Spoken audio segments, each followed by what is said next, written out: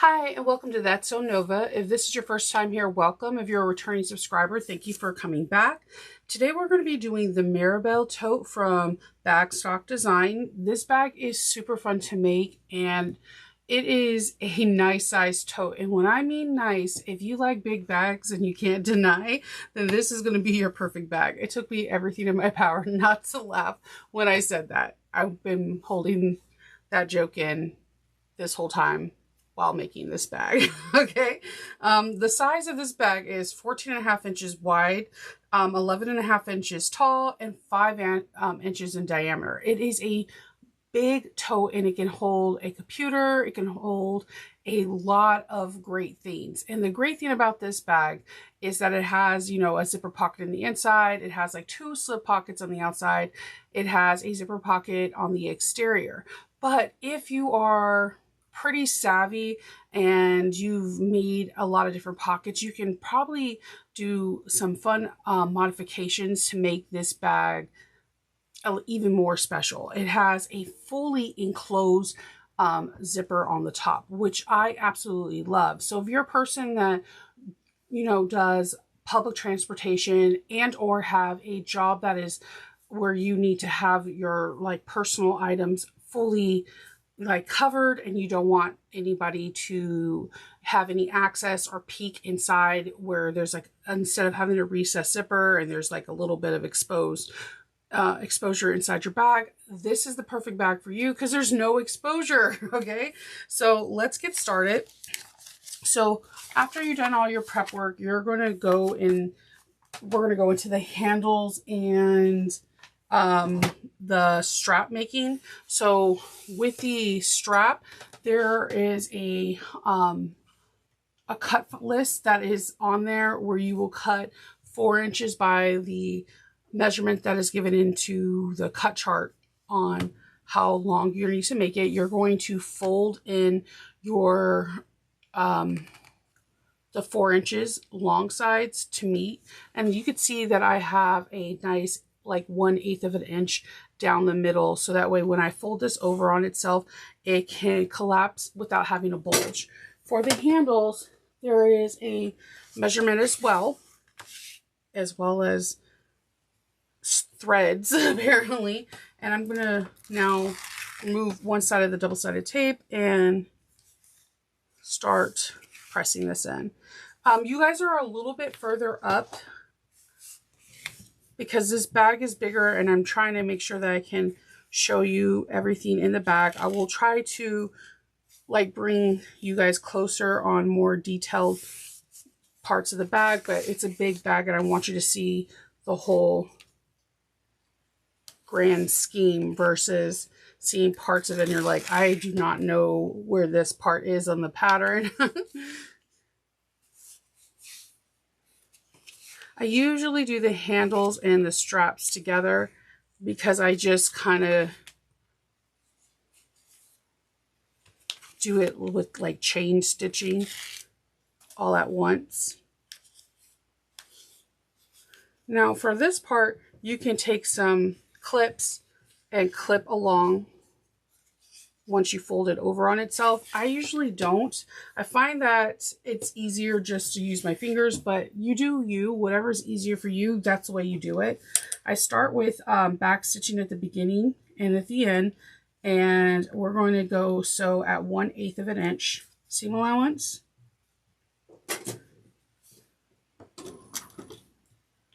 This bag is super domestic friendly, industrial friendly, and semi-industrial friendly.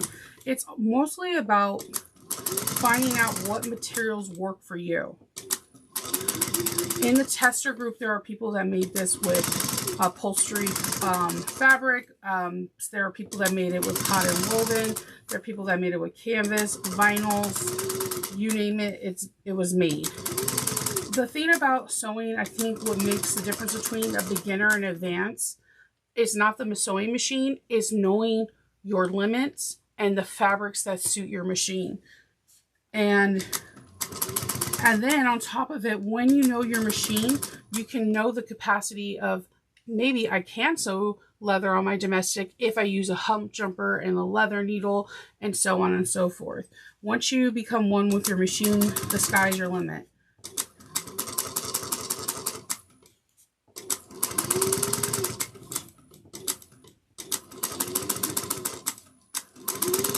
And then I'm going to back stitch here, and then I'm going to bring in my crossbody strap.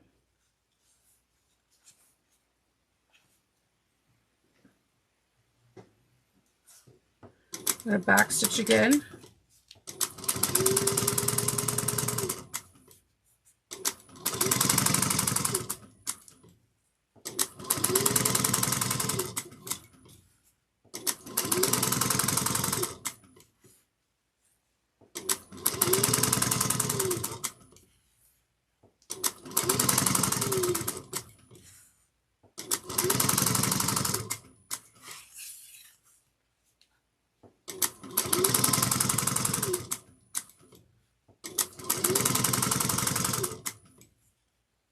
So we're getting closer to this.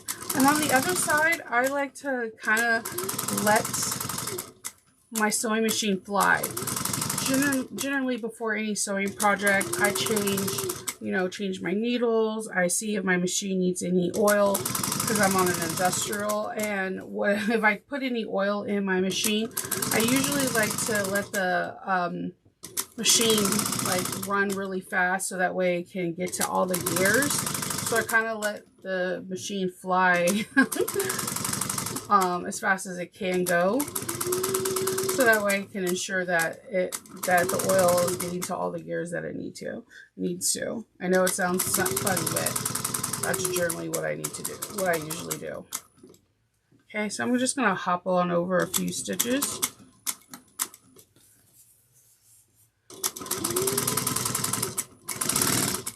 And then we're going to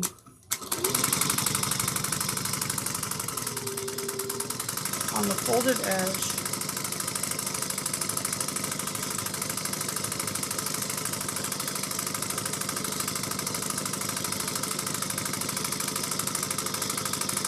follow that 1/8 of an inch mark,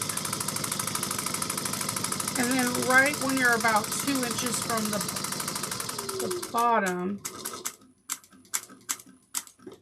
I'm just going to hop on over and back stitch and start on that handle.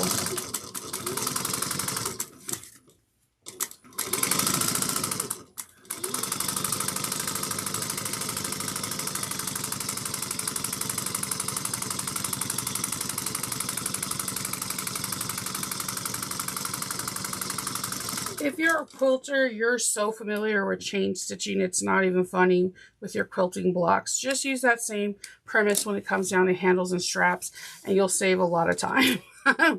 So I am going to remove any excess threads, and I'm going to take our strap and I'm just going to put it aside for right now because we're not going to need it. We're going to need our handle in the next step. We're going to need our handle, and we're going to need pattern piece A, and we're going to be doing some markings. All right. So on pattern piece A, we always want to find our center. And if you want to, you can do a small little snip, or you can do a mark, whatever is easier for you. So I'm just using a silver marking pen. And then it says that we need to be 3 inches apart. So I'm going to grab my ruler, and on that silver marking pen, I'm going to, all right, so we're going to base these on 3 inches apart from the center, okay? And once we base these on, we're going to measure up 1.5 inches.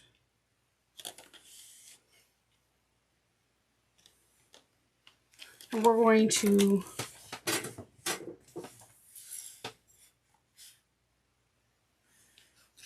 sew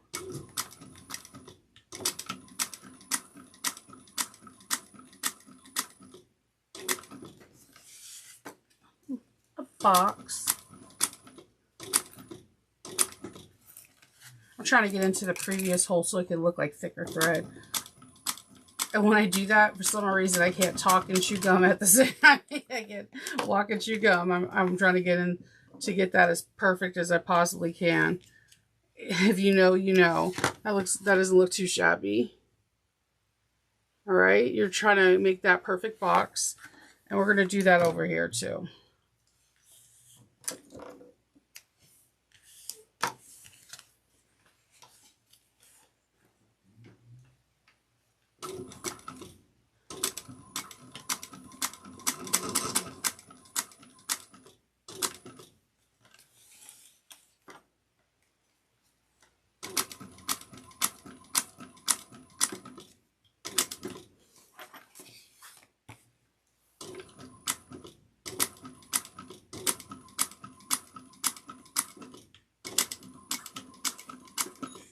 All right. Trim those threads. And now we're going to go and we're going to do the pocket on the exterior.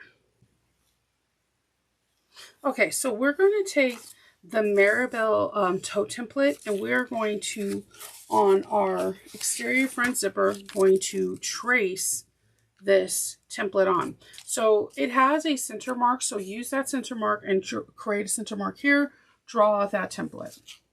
We're going to then take our exterior piece that we have and find our centers and make a snip or draw a line, whatever's easier. And we're going to then match our centers. And then we're going to sew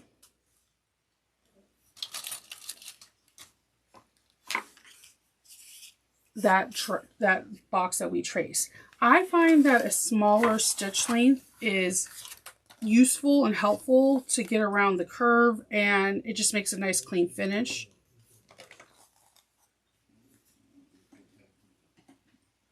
So I'm going to start, and I'm going to of course back stitch.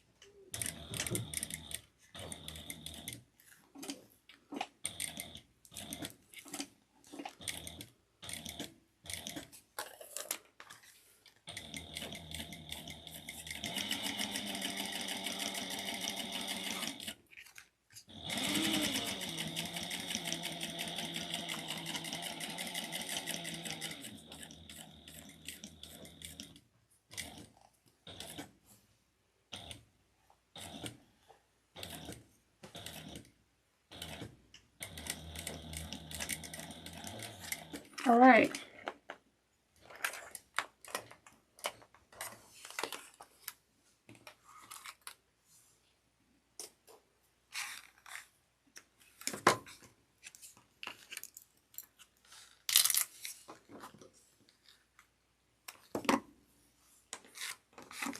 So it should look something like this. Just little stitches.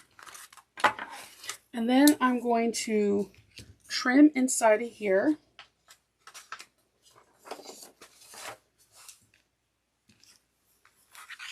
She says leave about a 1/4 of an inch.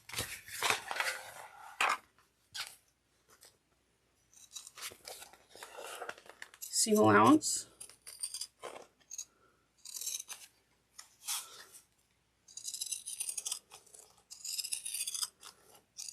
You can use regular scissors. I just like using the pinking shears when there's a curve, but you don't have to do that. Okay.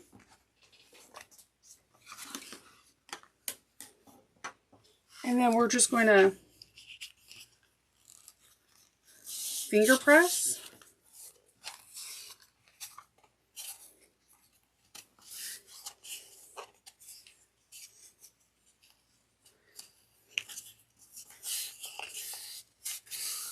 And what I like to do is, because I'm using waterproof canvas and vinyl, and it's not the easiest to iron down. It's possible, but it does take a lot of tack, I'm just going to put some double-sided tape here and just roll the seam down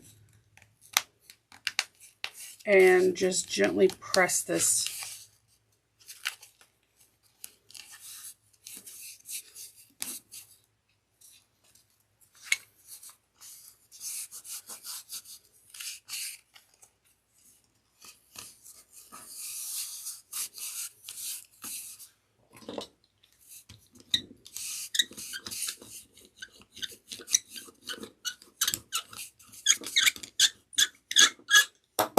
I'm going to do the same on the sides real quick.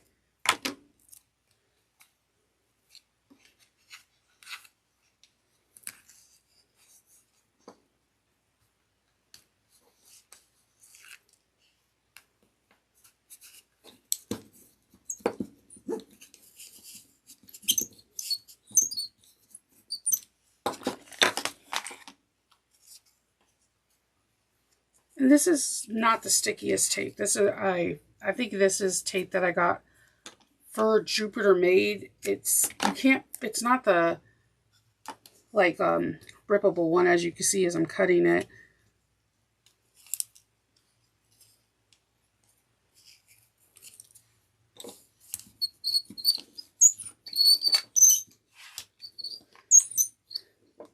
And honestly, it won't hold too long. It's not my favorite tape. But it does its job for the short amount of time it's going to be up there. All right. From here, we are going to just like leave this aside for just a second.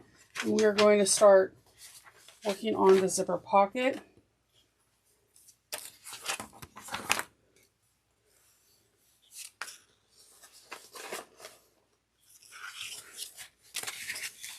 We're going to take this and our zipper tape and place it on the zipper pocket.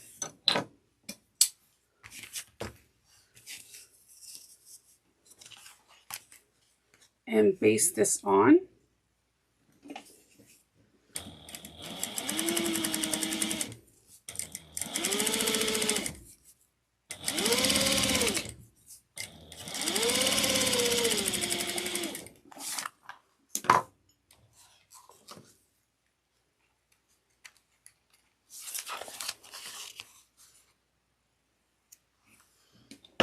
Okay, and we're going to kind of finger press this down and then baste this down again.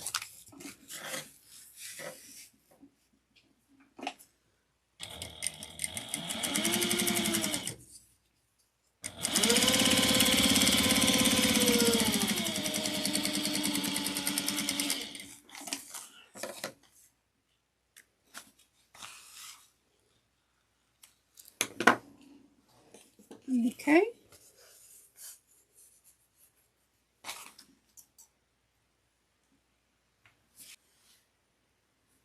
All right, so I'm going to put some double-sided tape on this bottom line right here. I'm going to put my zipper pulling on the, I'm going to put it on the right-hand side so I can close to the left. You could put it on the left-hand side, closing to the right. It's personal preference. There's no right or wrong answer to this.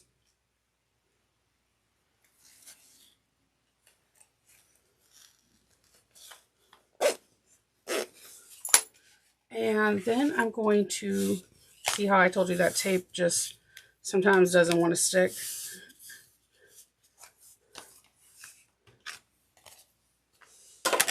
I'm going to remove my double-sided tape. I'm going to center this as best as I can.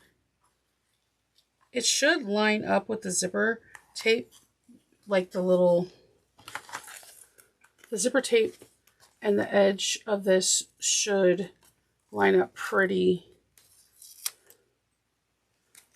good.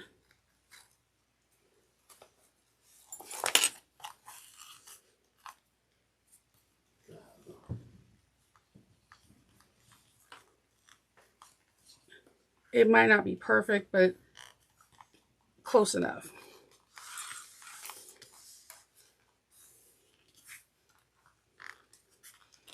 Okay. Once you get it on there, we're going to top stitch this at 1/8 of an inch all the way around.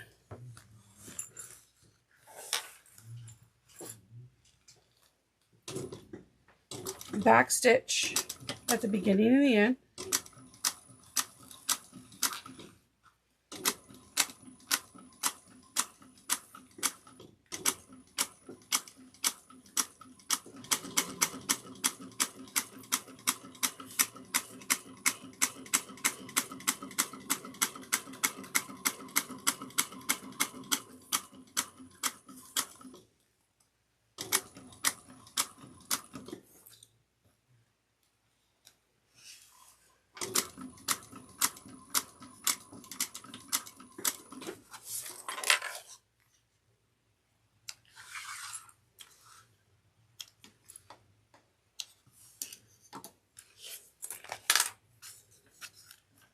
And then we're going to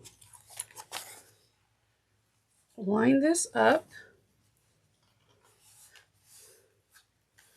And I'm just going to put a couple of clips on the top part just to hold it in place, because we're going to close off this zipper pocket real quick. And close it off with a 3/8 of an inch seam allowance. And this is another reason why I don't use super sticky tape, is so that way I can have access to this.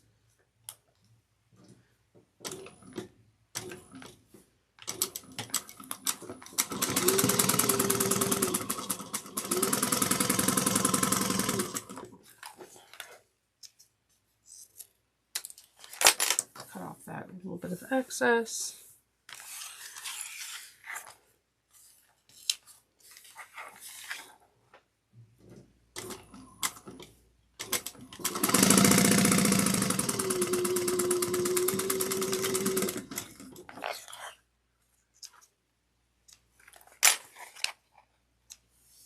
Okay, and then I'm just gonna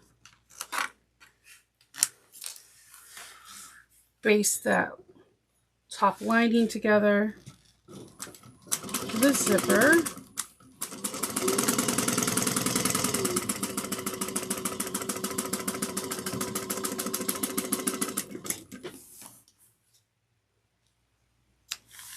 So we got our bottom panel done, which is exciting because you can start seeing your bag come together. So what we're going to do now is we're going to grab our middle. We're going to grab our middle exterior B and our top part that we had with the handles. So for our middle, you want to make sure you find your middle, because the middle part is just to ensure that we have enough room on both sides. Because have you ever just put a middle exterior part together, it's off by like 1/8 of an inch or something, and you're like, oh no. So I love the fact that she made the middle part just band a little bit longer, so that way we can kind of cut it in shape. And when we put the foam and everything on here, we're going to kind of see how it all works out. So I'm going to walk you through it. We're going to sew this using a 3/8 of an inch seam allowance.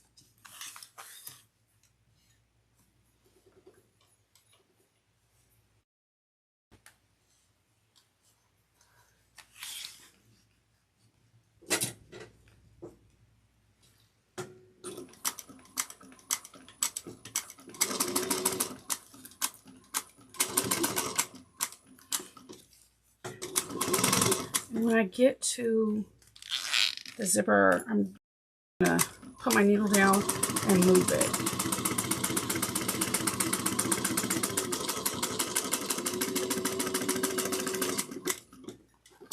Okay. Cutting those threads.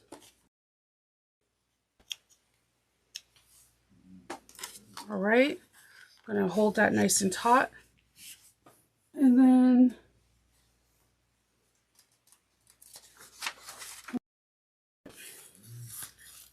at 1/8 of an inch.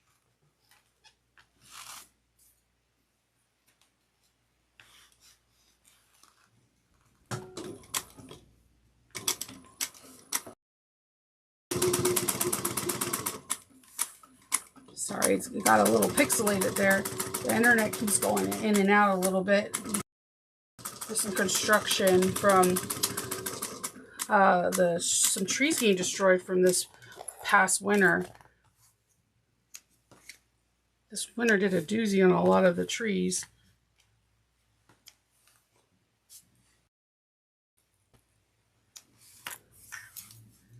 All right, this part we're gonna still piece together, but when it comes down to the top stitching, I'm going to put in place the foam, and there's gonna do that anchored. Now I'm going to walk you through when you don't have to top stitch it with the foam. I just like to have a piece to be anchored to the foam. So this is tried and true to the pattern. I just want something a little bit to be anchored.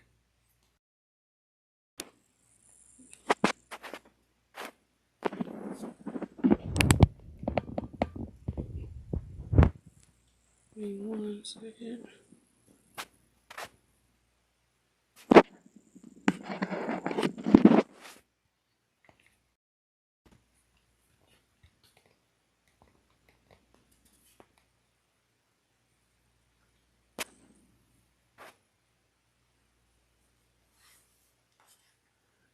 My machine is knocking this camera in and out of its position. I never actually had, this is a new stand.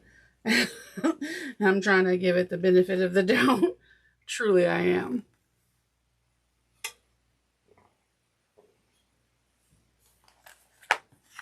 All right, so we're going to inch 2.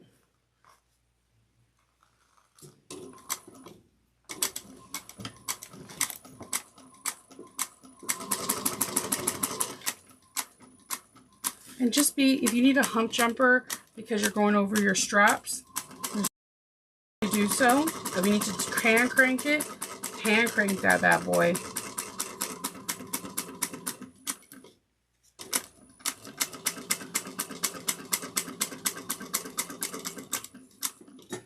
All right. For the next part, it will be exactly the same. If you don't want to do what I do, you would push this down, top stitch it. That's exactly what I'm going to do, except I'm going to put my foam in. I'm using foam, pillable foam that I got from Michael's, and I'm pushing it down like I'm about to top stitch it, except I'm going to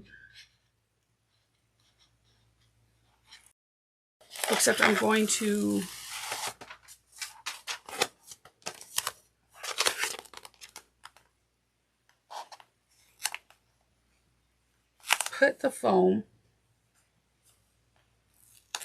on first.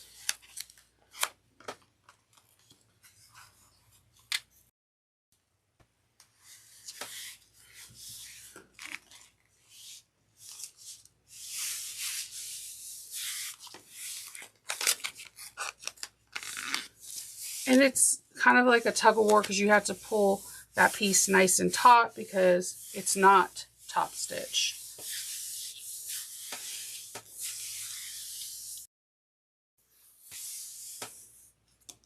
Now I'm going to flip it over and top stitch. And what this does to me is now I'm anchoring, when I top stitch, the foam, my exterior. It's just one more. We're going to be doing some rivets, but now I have stitches on top of it that is anchoring it, if that makes sense.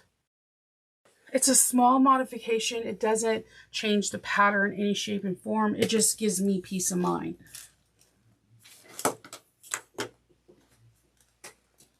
1/8 of an inch top stitching.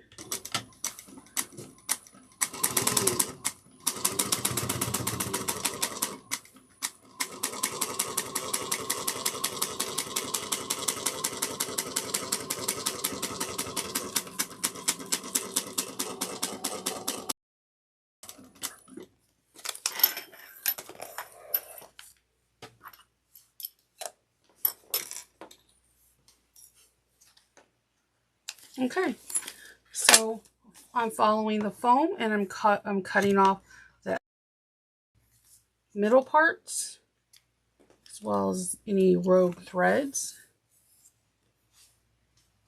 I'm going to turn that around and do the same thing here. And if you want, just for that extra security, you can go ahead and go around and baste this foam in at 1/8 of an inch all the way around.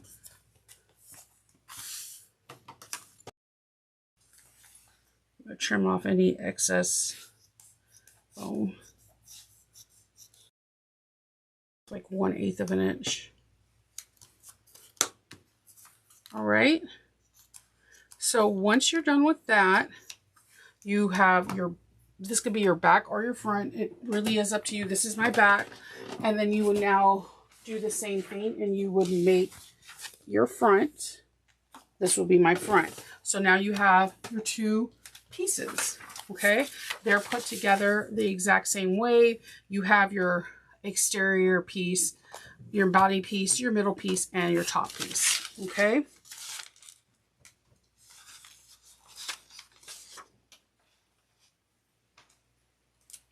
So we are now going to be moving into making the lining. I'm sorry, before we go to lining, we have to do the rivets. I did two rivets on this side, so I need to go ahead and do 2 on this side. You need to measure a 1/2 inch up and to the center, and you need to punch 2 holes. You know, when I finish one side ahead of time so that way I could be more productive, sometimes I always forget about the rivets. And they're the most important part. They anchor your strap below. It sounds weird when I'm punching because I'm using that. It's like the foam is like there's no air or anything, so it sounds weird. All right, so make sure you get your you get the right size rivets. Don't get them too long. You want it to be about 1/8 of an inch or less. And because I'm using a foam, I'm doing like scraps of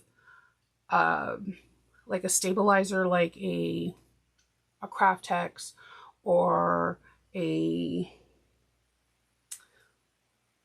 like a Craftex or Decaville Light or Heavy that I have scraps of, and I'm putting it on the back because this is vinyl. You see how it's like flush about less than 1/8. Then I'm going to take this and I'm just going to put this on the back just to have it has something to anchor to, that it won't pull through this, you know, pillable foam or the vinyl,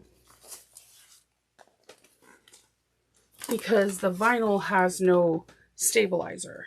So I want to make sure that this section has some kind of stabilization in case someone pulls on the back straps hard or whatnot. And I'm going to show you on the other side. I did the same thing. It's just a common practice I do. And then when I push down on my rivet press, the press goes down like 2 times. And you can see I did it here too. It's just something I do. All right, now we can go over to the lining. Okay, so we're over here at the lining. You're going to get pattern piece I, and that is going to be your interior zipper pocket facing piece. You're going to draw the box you're going to draw a zipper box. The zipper box is quite easy. You're going to draw 3/4 of an inch lines on the long ends and the short ends. Once you do that, you will have a nice box. Once you have the box, you're going to bring it over to your sewing machine and you're going to sew around this box. Once you do that, you'll have something along this lines, a nice clean box. We're going to then cut it out.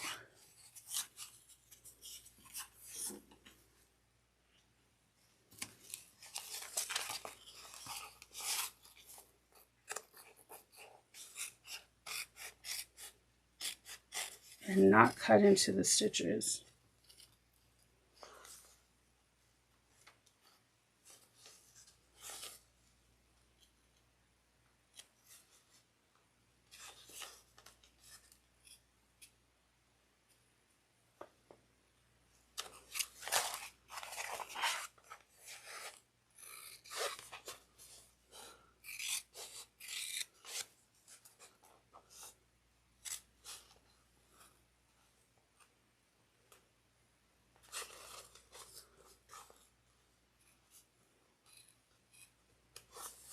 Okay.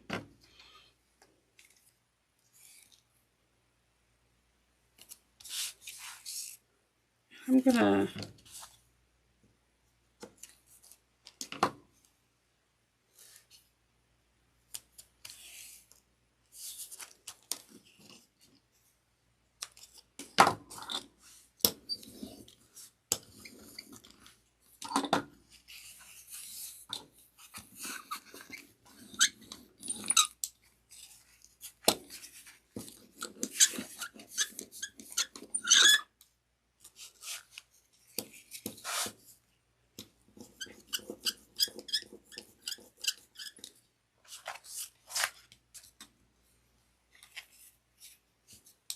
Okay. I will now bring this to the wrong side of the waterproof canvas. Normally I would use cotton, but I didn't have a cotton that I liked for the exterior.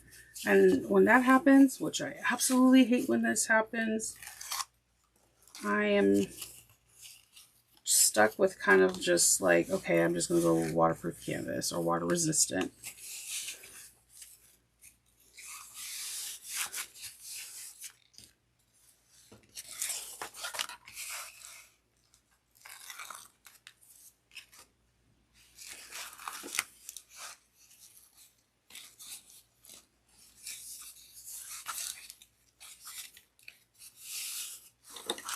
Okay.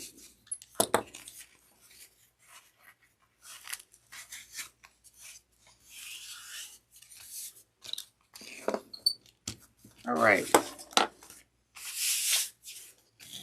All right, so we have that. We have our box, zipper box, all out, checked out. Now we're going to create our zipper pocket. So we're going to let that go over here.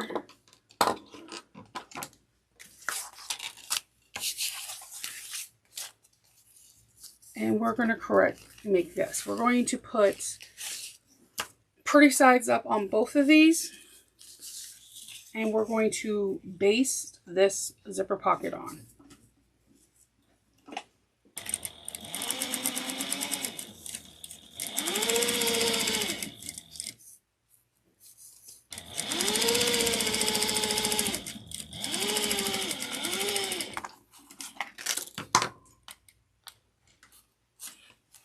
Okay. Once you got that basted, you're going to want to see the pretty side of the zipper to the wrong side of the zipper pocket, and we're going to baste this down. I was going to say like the ugly side of the waterproof canvas, but then I'm like, nah.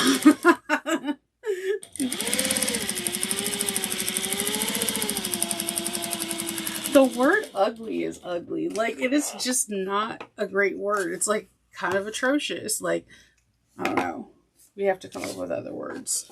So we're going to do this again. We're going to put this to the right side of the pocket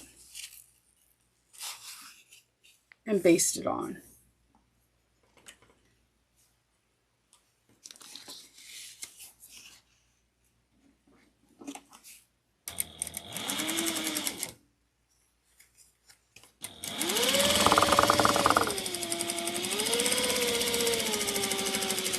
when I was in elementary school, saying somebody was ugly was like the worst thing I thought you could possibly say to someone. And I still think that is like the most horrendous word.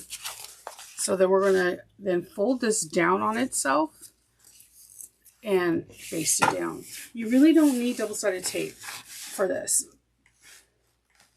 Bagstock doesn't heavily use a lot of double-sided tape, and I think this is why sometimes everybody has their own niche, and I think this is why a lot of people don't complain about gummed up needles and stuff, is because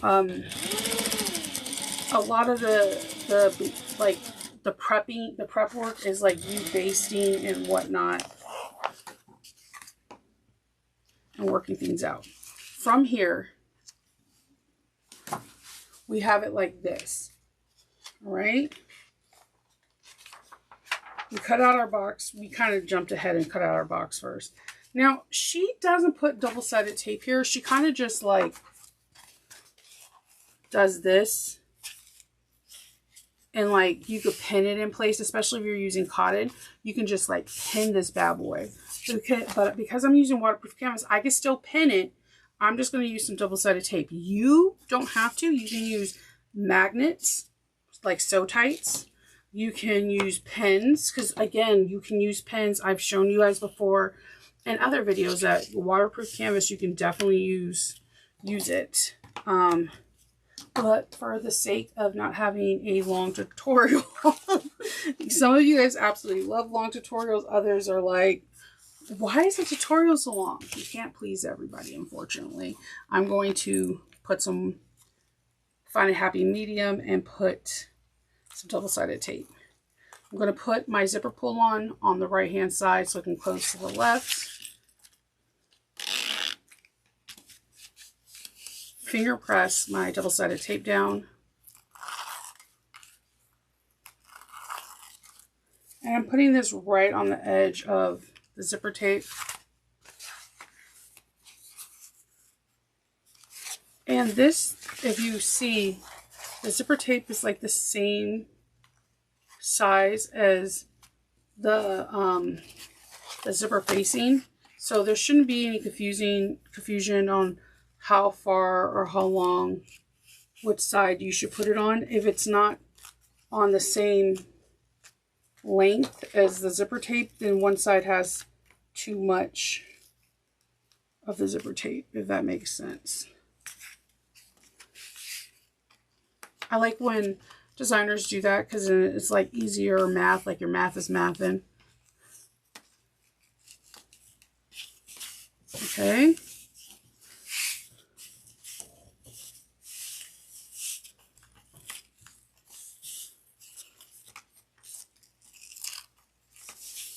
All right, and then we're going to do our thing and stitch. I am not pulling my threads. I'm going to back stitch in the box areas, and I'm also going to back stitch on the other side. Not only for the symmetry, it's just that these are high points of stress, and also we're going to be turning through our pocket, so it's good to have some reinforcement stitching.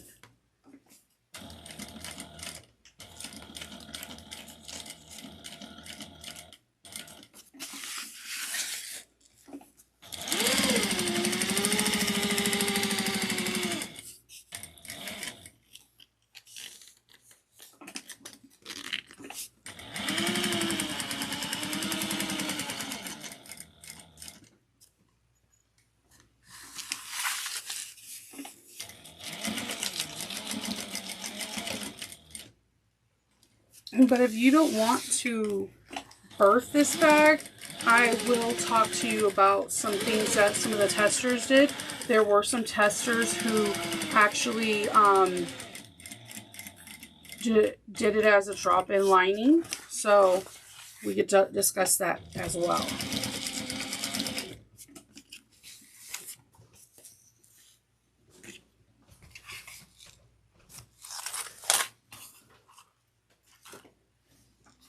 All right, so we're going to fold this down, the top part of the pocket, And I'm just going to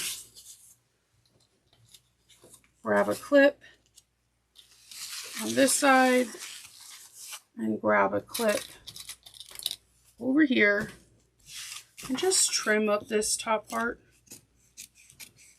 I mean the bottom part to meet the top.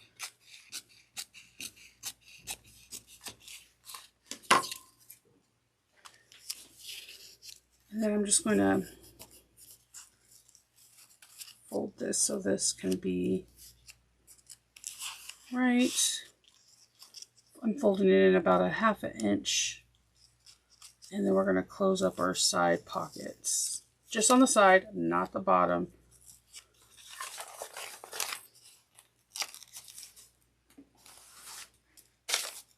And we're going to close up the sides with a 1/4 of an inch seam allowance.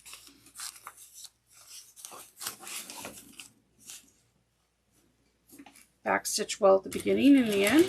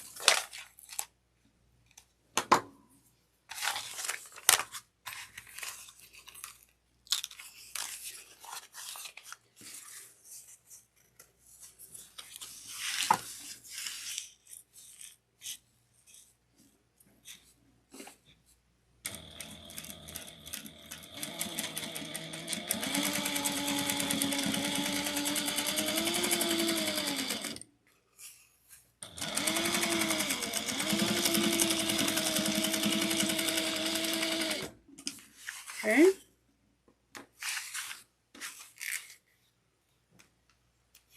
Alright, so we're done with the zipper pocket, and I'm going to open up my zipper pocket because I would put this in with it not being open. See my hand? Da, da, da, da, da. Okay, that is one pocket that's open. Put this on the side, and then we are going to now work on our slip pocket. So we have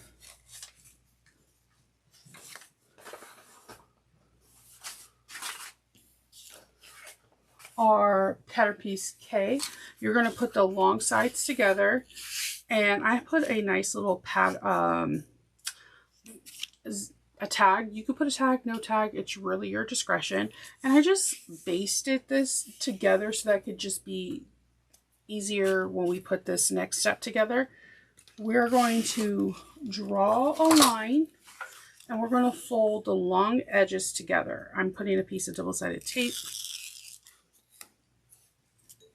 because that the picture in the photo, it's more like, again, like a cotton woven. And I want this to be like the same material as the exterior strap, so it could be a little bit more cohesive. Again, I'm a little bit extra sometimes. I'm just going to take my seam roller to get it as flat as possible. Okay.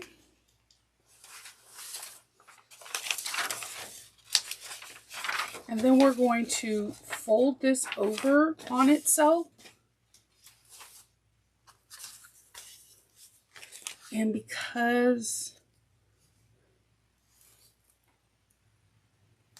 I want it to really stick down, I'm going to put a piece of double-sided tape right here.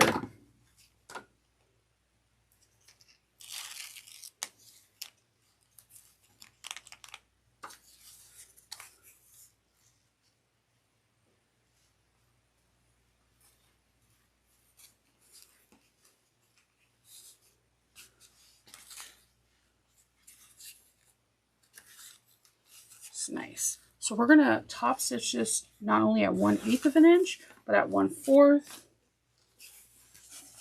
So I'm going to start at the 1/4.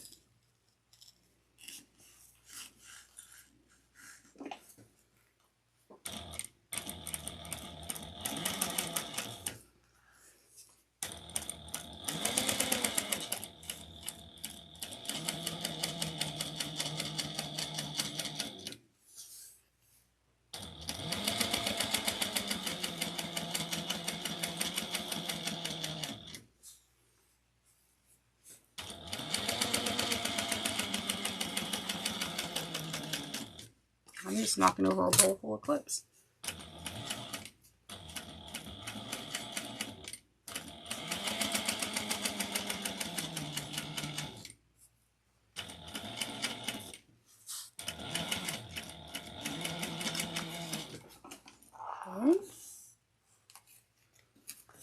Then at 1/8.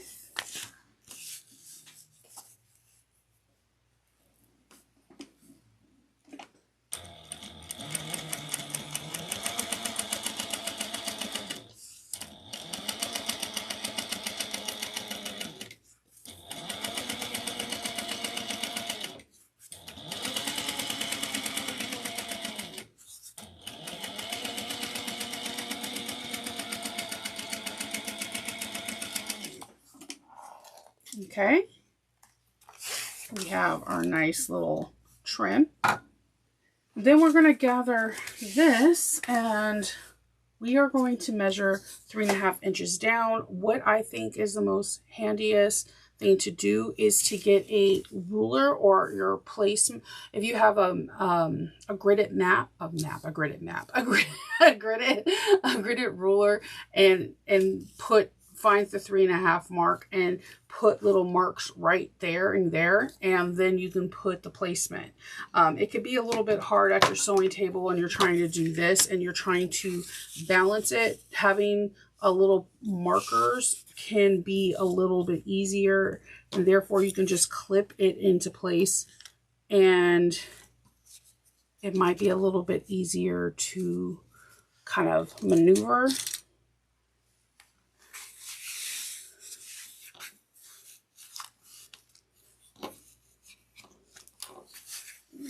Also find my centers here.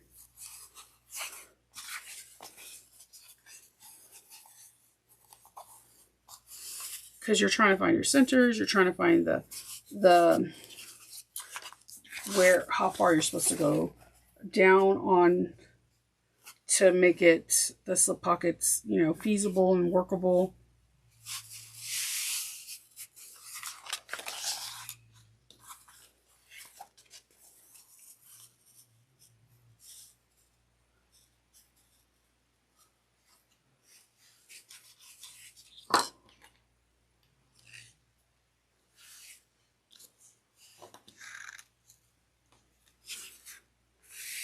All right, and we're going to base that in place. I'm just going to place that on top, or this is a little bit heavier. Place that on top so there's no shifting.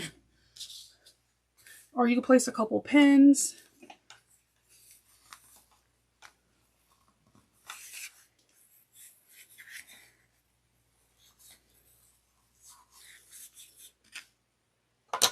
All right. And I have my center mark, so I'm going to go down, across, up. And I'm going to go back and forth here, go back down and across.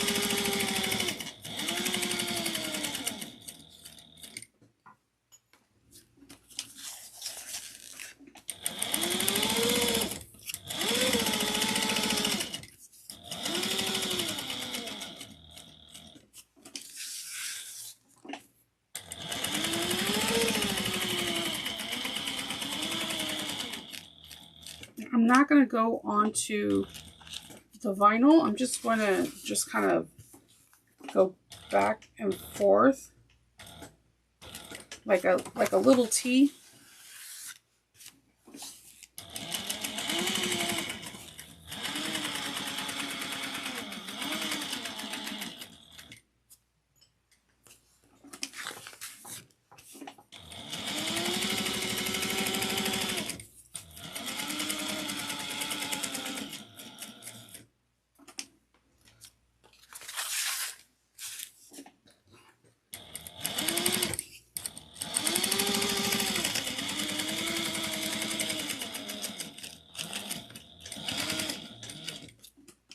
I'm only going on to the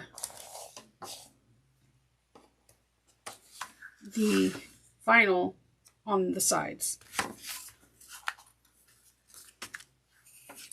All right.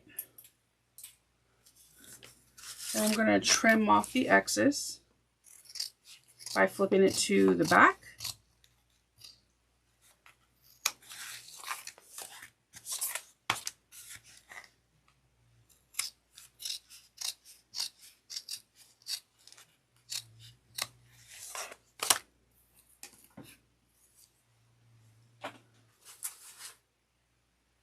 And I'm going to put a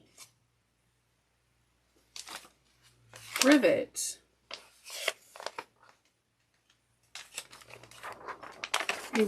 right here, and then we're going to work on the side connectors.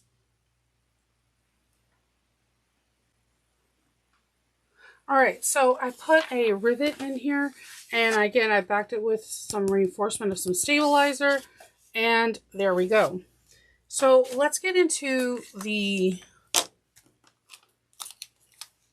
side, I can't talk today, the side exteriors and the side stabilizers. So again, I'm using foam. The side pieces have the sides have these really cool bridges. I was really excited about these because the simple fact that I have all these bridge connectors that I bought like a couple of years ago and I never used. But I know that some of you are going to be like, I don't have these side bridges. What else can I use? I had some other ideas. If you had these really cool ones, I think any connectors can be used. So if you have like long johns, if you had some of these, I know I had a couple of variations of the bridges like this. If you even did like a hidden connector with a D-ring or a rectangle ring, it could be done. It doesn't have to be these bridge connectors. However, if you do have them, then now you have an excuse to use them. I thought that it was like such a cool way to utilize a piece of hardware if you had it in your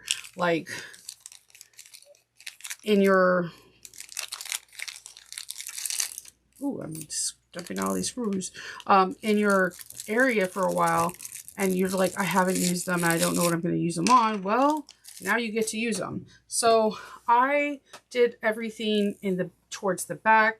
I drew a template. I measured down the markings that are on the back of the pattern of how far you need to go down. And then I, again, used my silver marking pen, drew the 2 holes. I punched them out. And I, again, because I'm using foam and vinyl, and my vinyl is not interfaced with anything, I'm using some stabilizer on the back. I'm sandwiching that in behind the metal connector. And this part is always like a little difficult for me. It may not be for you, but it is always for me. I put the screw in, and I just had my I just had my screwdriver.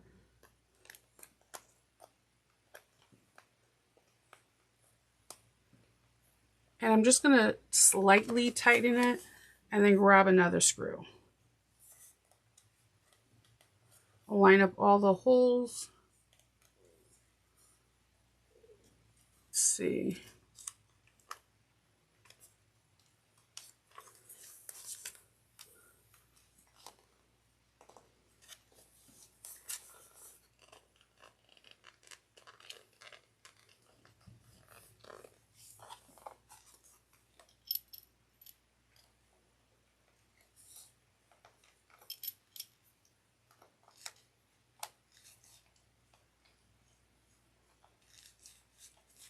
And then I'm going to tighten it good.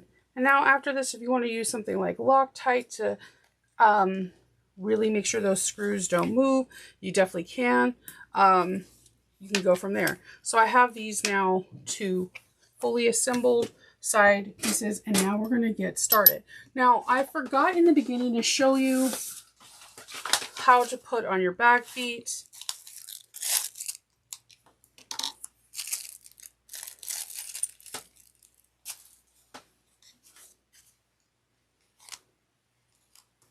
So I take one foot,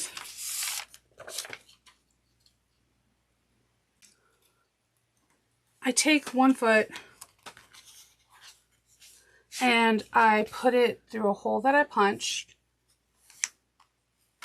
and I gently open up the prong, and then I put it through the washer and I press it open. From there, I put some foam stabilizer and press it closed. And then I am going to put my foam stabilizer over it.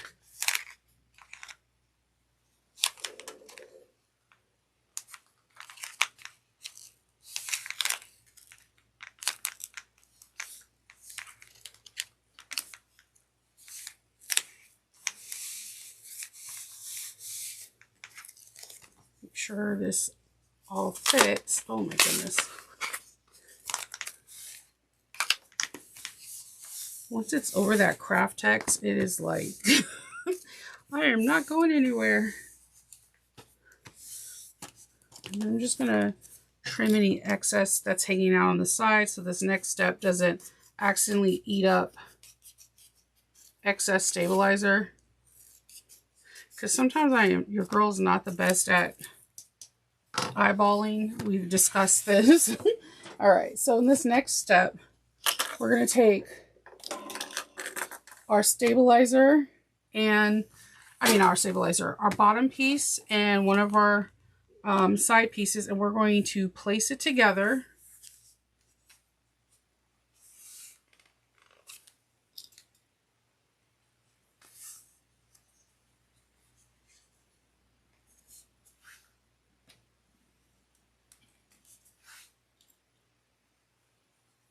And we're going to sew it together using a 1/2 inch seam allowance.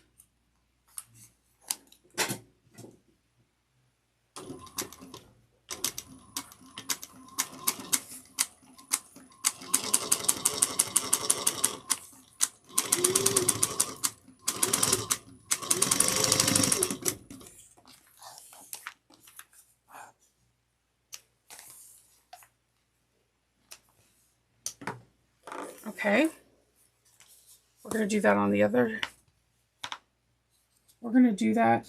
We did the 1/2 inch seam allowance. I know you want to trim it. Don't do it yet. We're going to open up the seam allowance. And we're going to top stitch it. And it's a big seam allowance, so you can open it up on your table and kind of pancake it open. And we're going to top stitch it at 1/8 of an inch on both sides.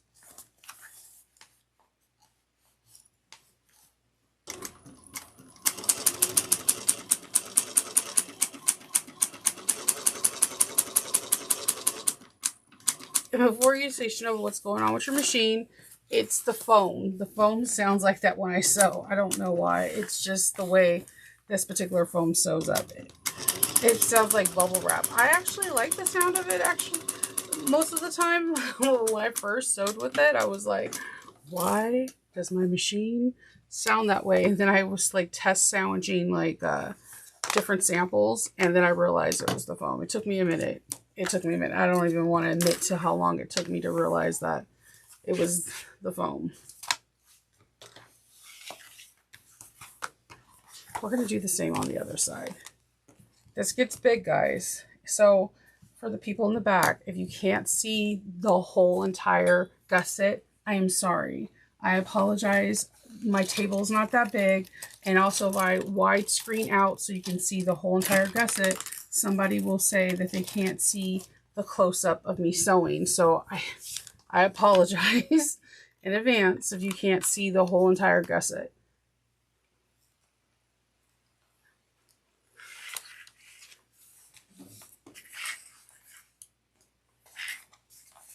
it's pretty big. So a 1/2 inch seam allowance.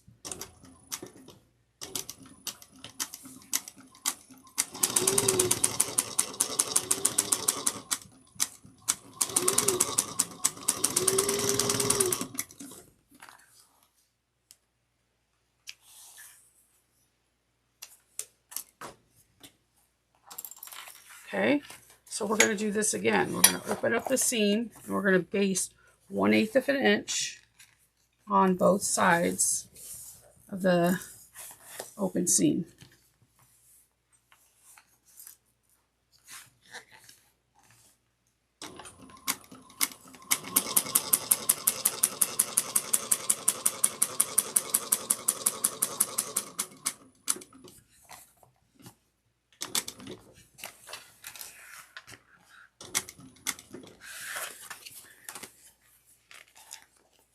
You can just kind of roll things up too to see if when things are getting bigger, just like you would do like a quilt or a garment, like a pair of pants or a dress, just so you can get everything done. Okay, so you have one long piece like this, okay? You're going to do that to the lining piece too, all right? Now we're going to grab an exterior piece.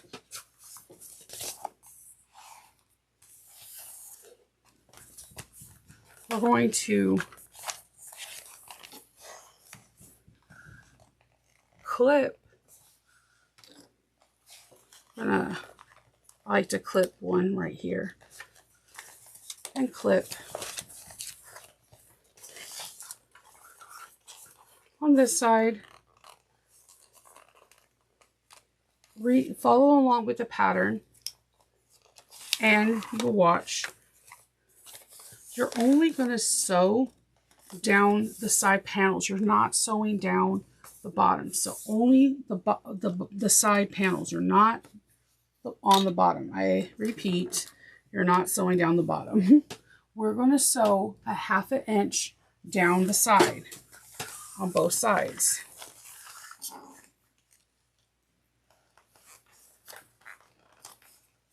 So if you had a piece that was kind of wonky, this is where you can make up on.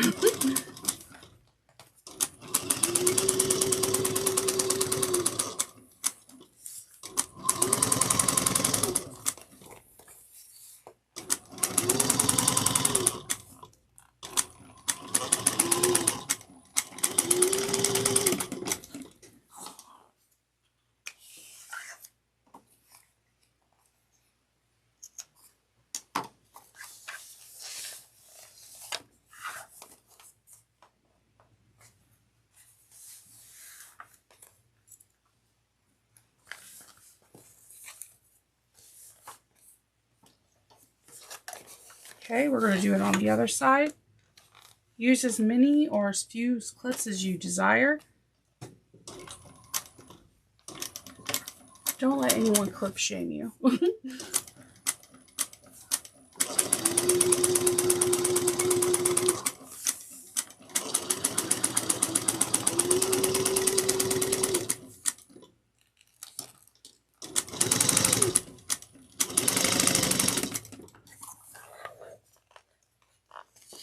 Okay, and we're going to go ahead and do this on the other piece like that too, okay? On the other exterior piece.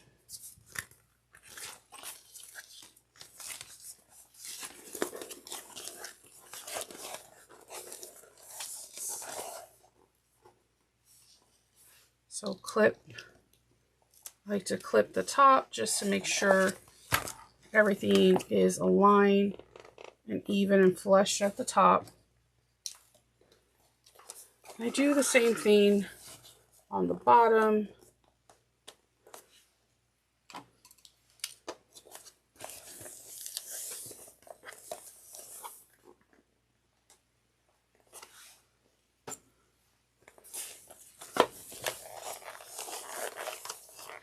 We're going to do a 1/2 inch.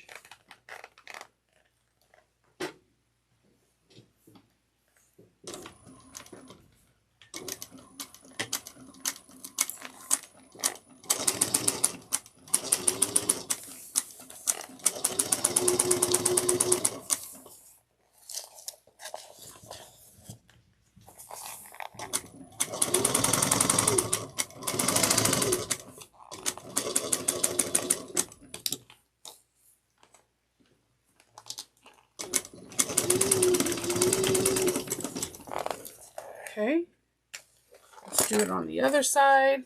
Trim those threads.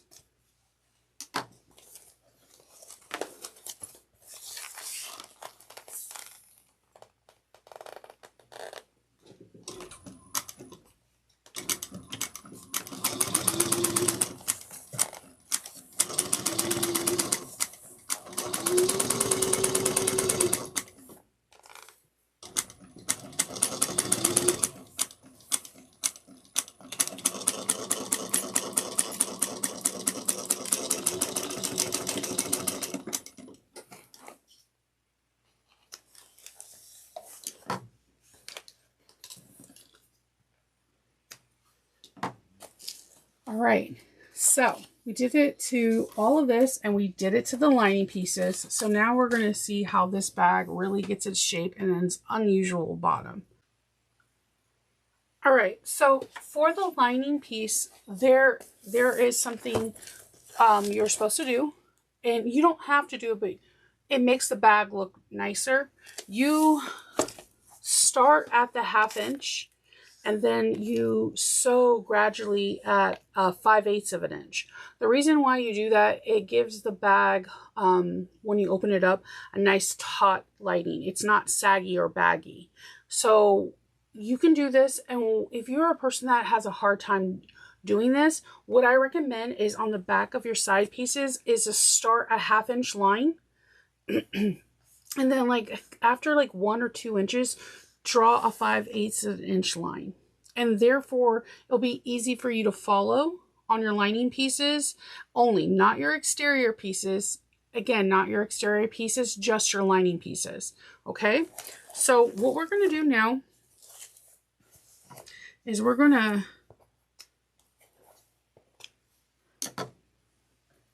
to do some trimming. We're going to leave 1 inch at the top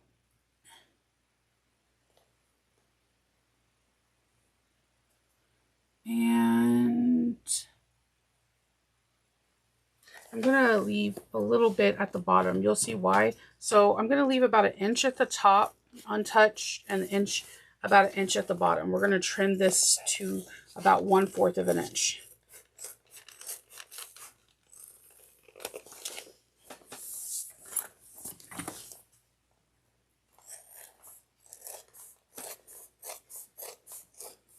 You're leaving the seam allowance open at the bottom and the top for the following steps, so it can help reduce bulk.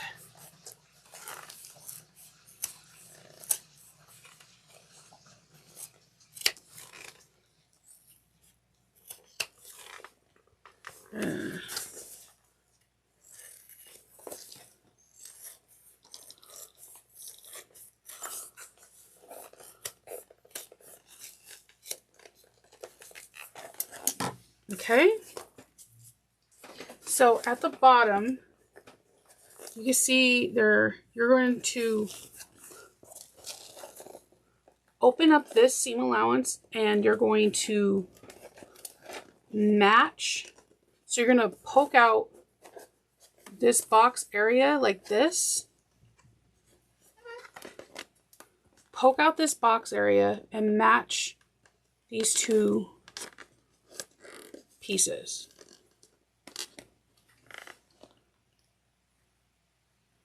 Okay, let me do that again. It's like this. And you're going to open up this seam allowance and match it. And you're going to just clip it. You're going to move on down. And this is open, so you're going to open this one up.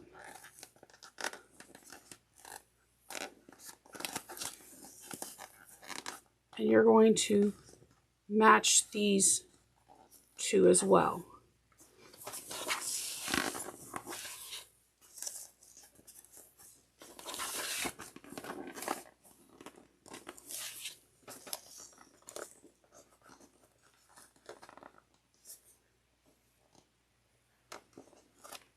Okay. So our next step, so you're pushing the corners, this corner out. You push the corner out to the side, and you're pushing the corners out to the side, and you're aligning these two seams. Okay. After you do that, you're going to sew using a 1/2 inch seam allowance. I'm going to get some more clips.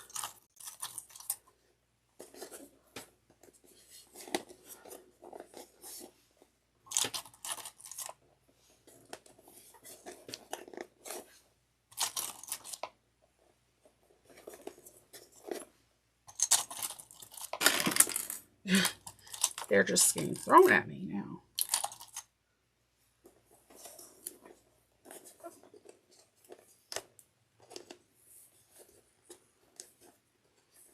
Ugh.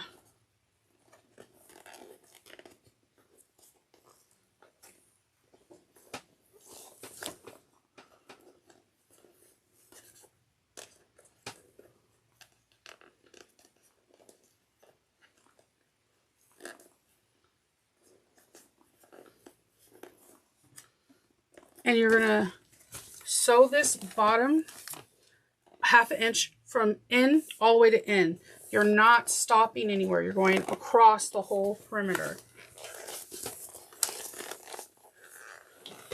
All right. Get my threads up.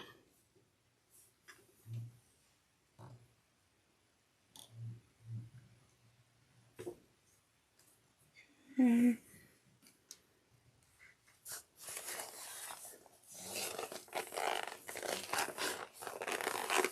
All right, a 1/2 inch. Back stitch at the beginning and the end.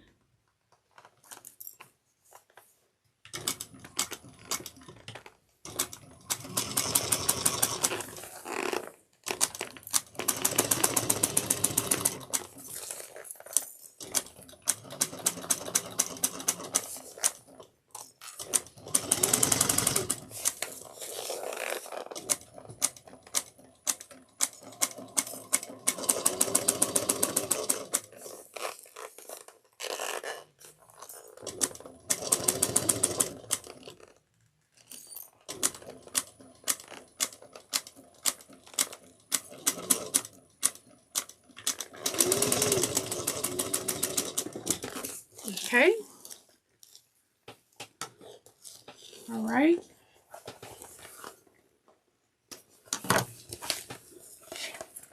We're going to trim those threads. And we're going to do it again. Pushing the corner out to the side. Lining up those seams. Corner kicked out.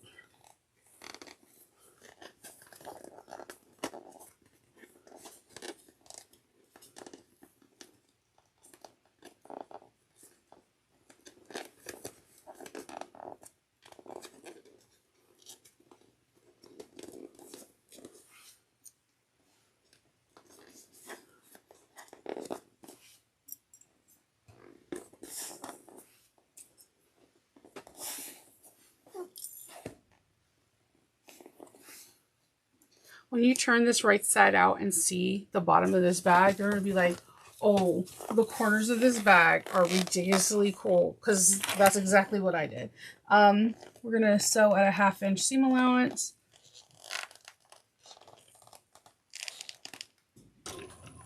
And back stitch.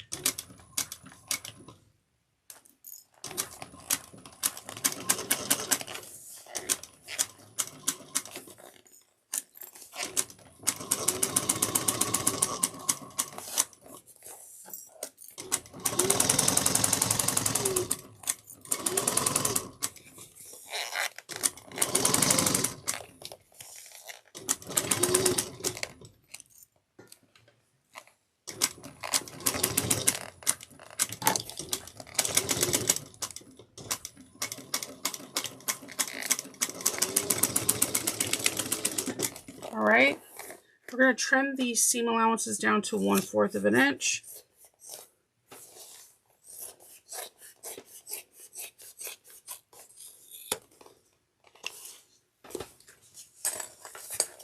All right.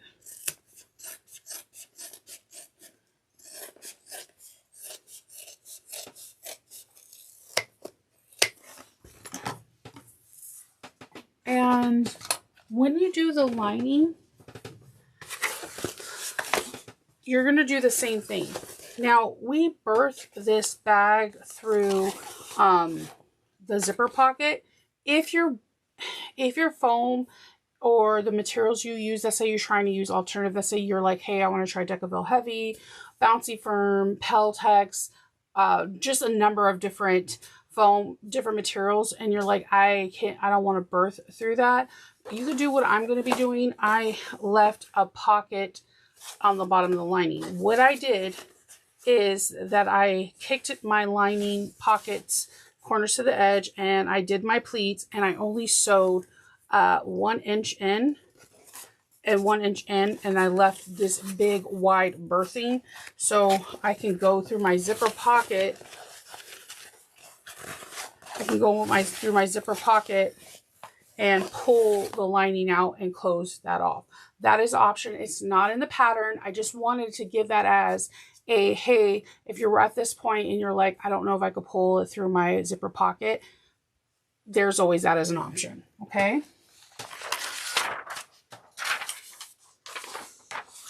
All right, so let's get our main zipper pocket pieces.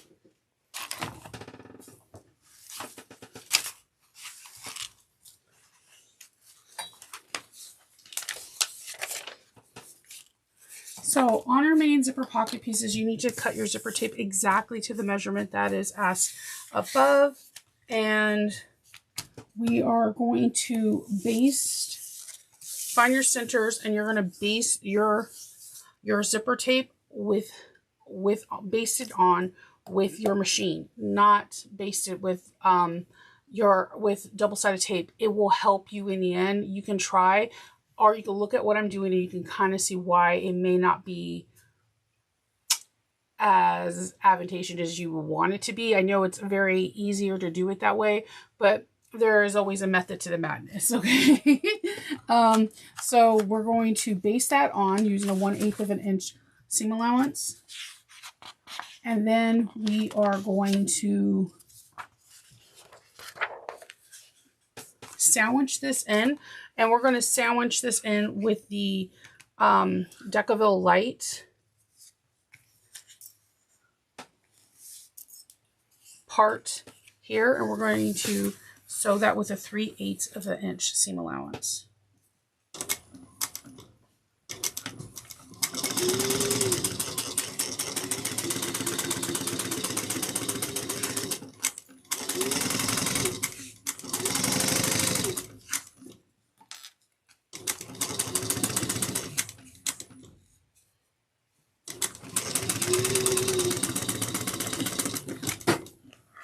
Okay.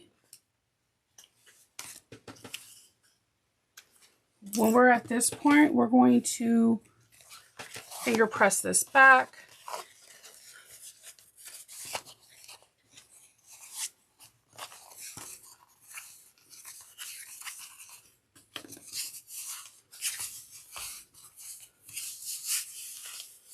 I'm just going to take a couple of clips because sometimes my lining wants to fight my exterior and I'm not trying to fight it. I'm going to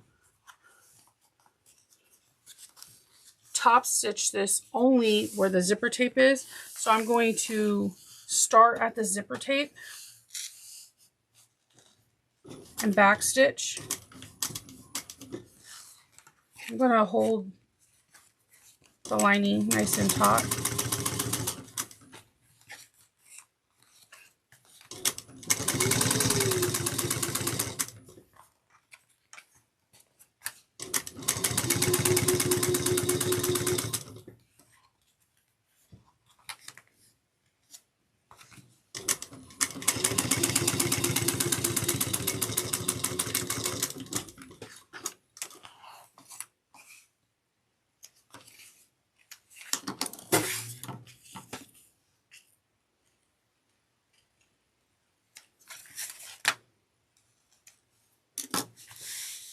Okay. And we're going to do it again on the other side. We're going to find our centers.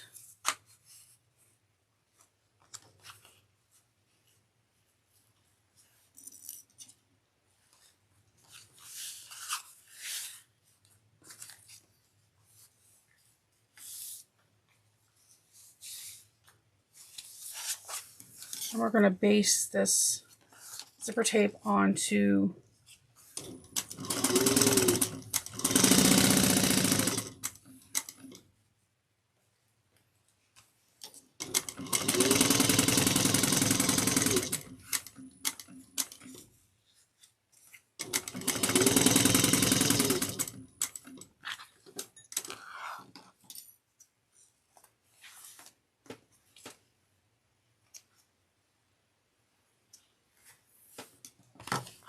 and then we're going to, again, put your exterior piece on.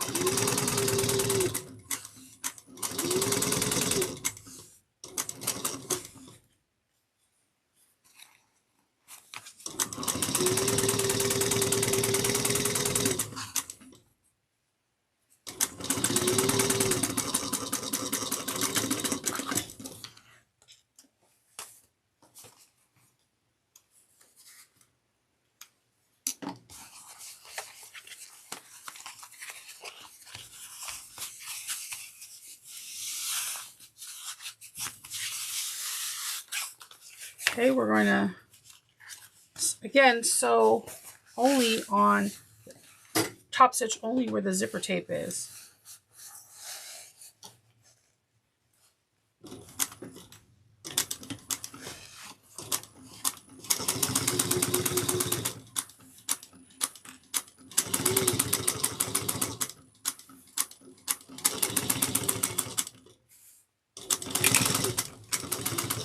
I think I might need to change my bobbin after this. Bobbin, don't fail me now, though.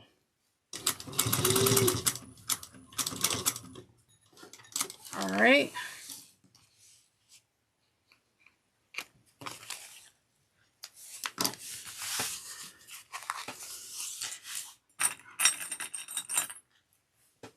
All right. And then we need to put our zipper pull on. You could have put it on earlier, but you know.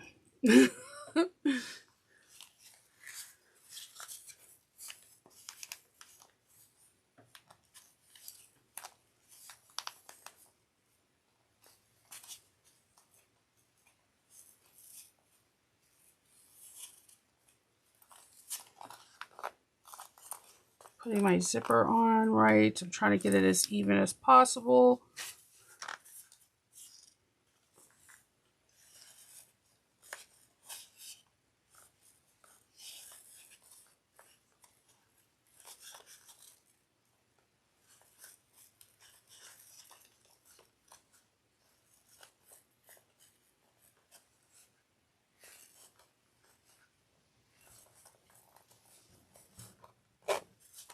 Okay. So from here, we're going to put right sides together, exterior,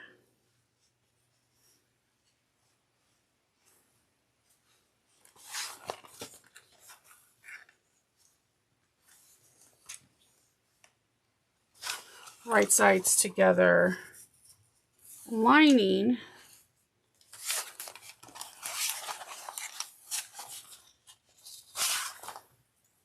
and just because I don't like having messy, I always like to butterfly my seams open when I'm sewing.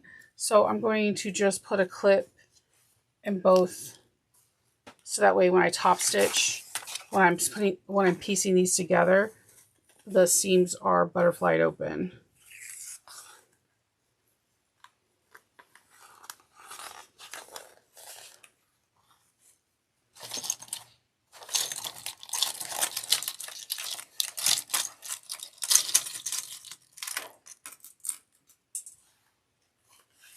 All right.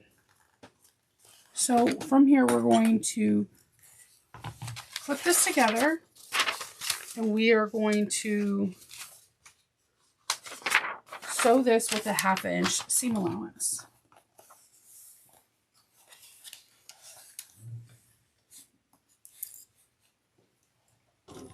Back stitch at the beginning and at the end.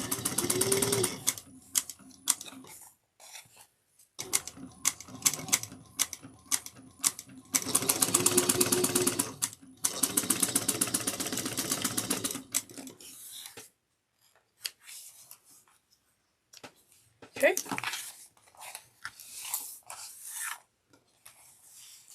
Half inch.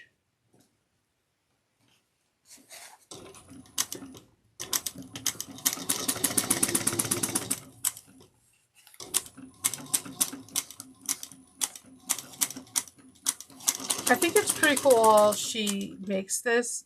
It's like this really cool like puzzle that comes together towards the end, and you're just like, how does she do this?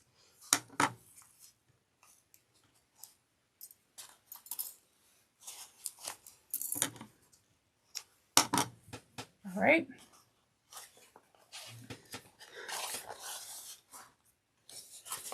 So we're going to start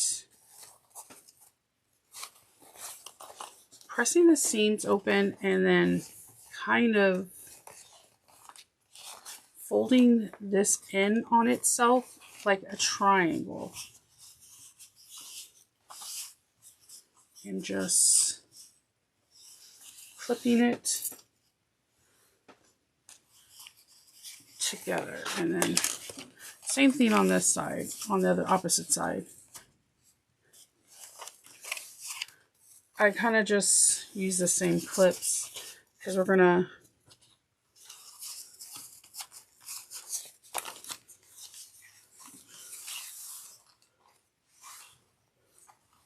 open up the seam, fold it,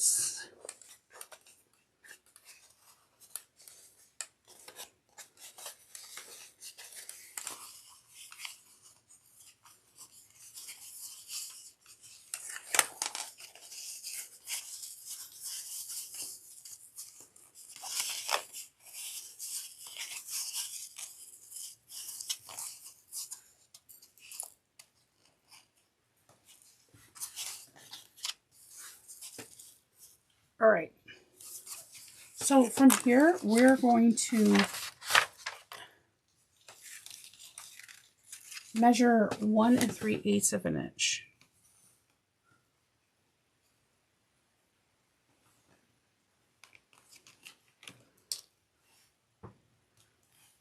And this should be about 3 1/4 of an inch across. And she's absolutely correct.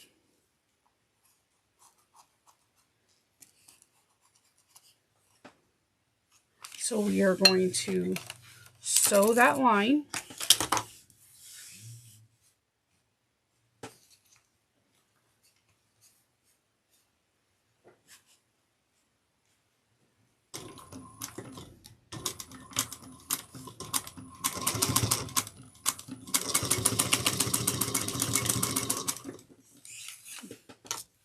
And then trim.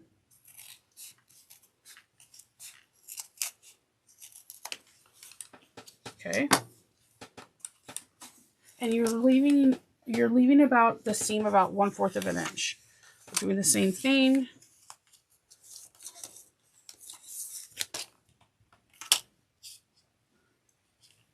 Leaving 1 3/8 of an inch.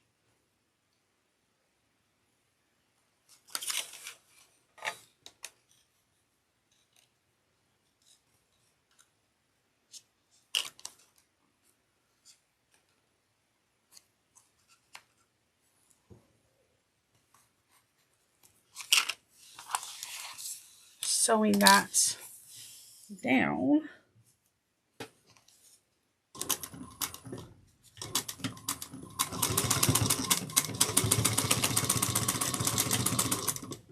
Okay. leaving about a 1/4 of an inch. And it's important to leave that because remember your zipper is in there and you don't want to have your zipper like just having 1/8 of an inch.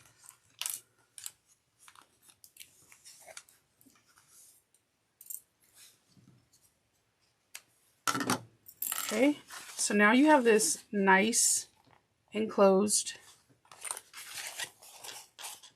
no raw edge.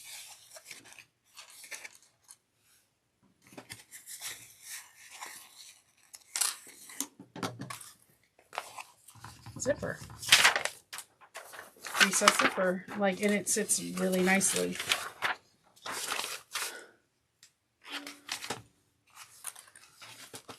We're gonna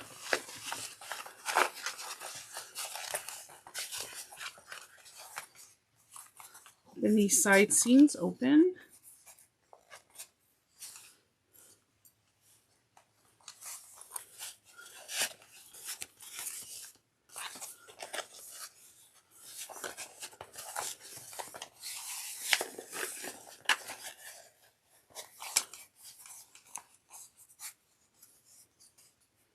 And we're going to clip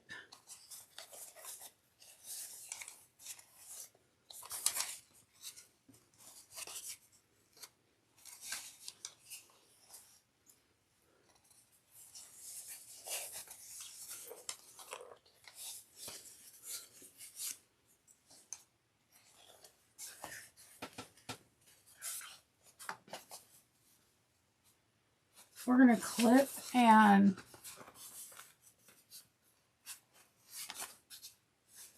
baste together because we're going to be doing some stitching.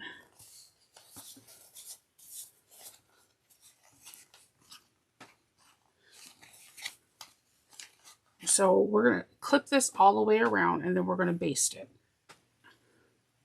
All right, so you baste around this whole perimeter of this bag. If you have like a stretchier vinyl, I suggest you using, if you're using, whether you're using woven, cotton woven or like water resistant and or like waterproof, you have your waterproof canvas on top and then your vinyl on the bottom, because whatever machine you're using, whether it's domestic or semi-industrial or a industrial, the woven interface on the top will help prevent the vinyl from stretching too much. So once you have your bag all basted, the next step we're going to do is, this is why you had the Decaville here closer to the zipper panel. You're going to kind of, you can clip or you can eyeball, your choice. You're going to fold this down and over, and you're going to stitch 1/8 of an inch with smaller stitch length across here. And you can back stitch the beginning and then at the end. By doing this, it's going to give a nice crisp look to the zipper palette.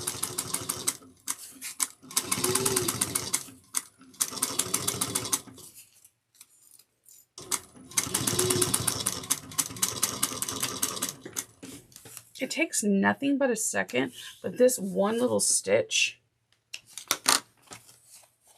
look, you can see this is like nice and neat, and this is kind of sunken in. So we're going to do the same thing on this side.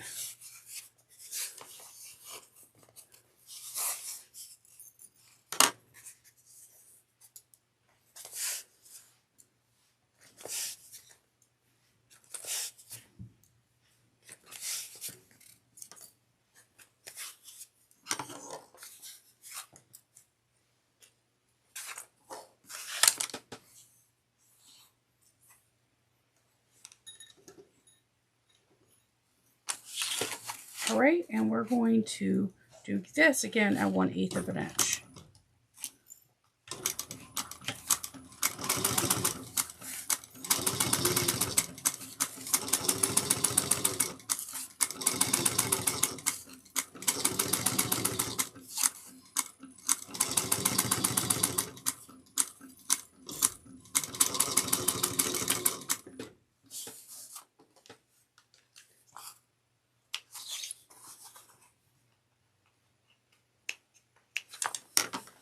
right.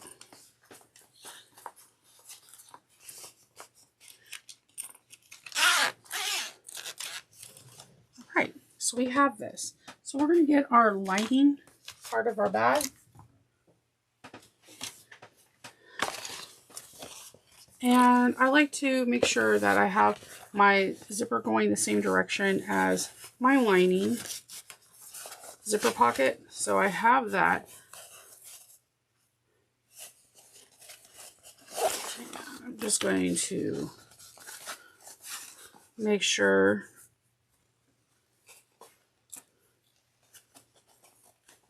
that these are centered.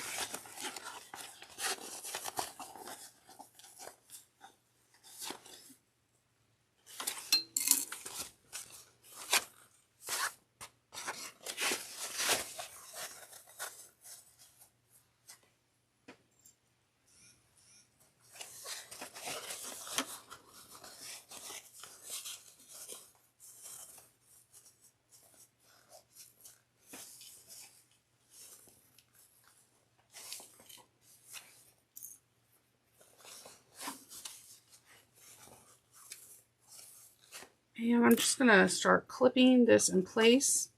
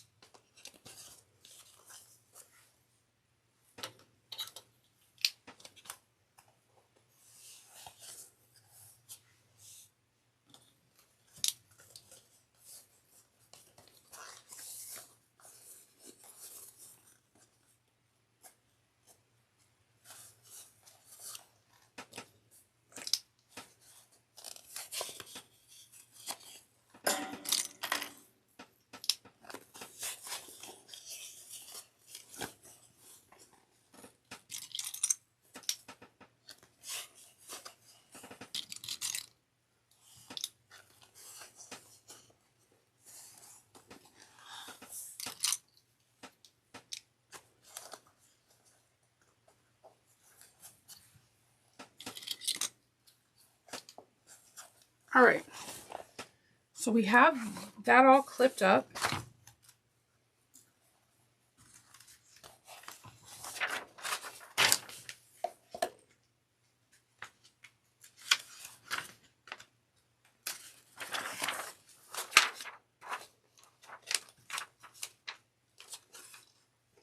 So we're going to baste the edges of this together.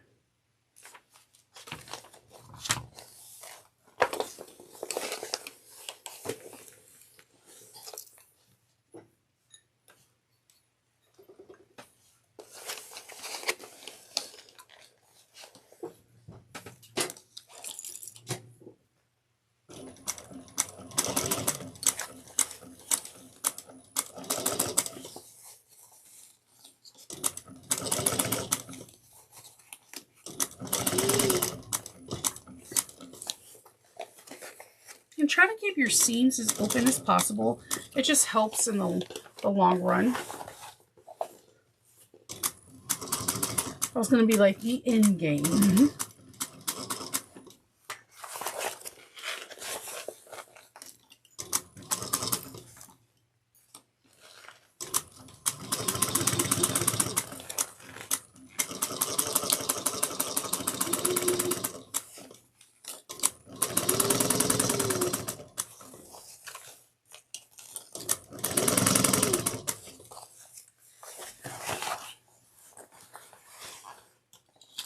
Honestly, I kind of like this. Oops. And I told you I was going to have to change my box. You know, this could have come out at a better time, though. Get this done now, so that way when I do my top stitching, I know I have a full bobbin.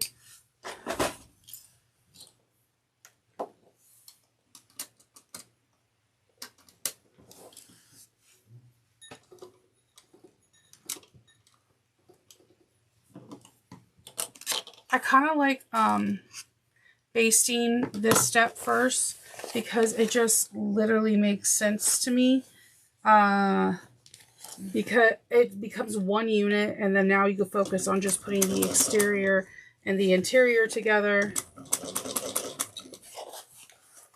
and not trying to put 3 units together and causing unnecessary panic, you know?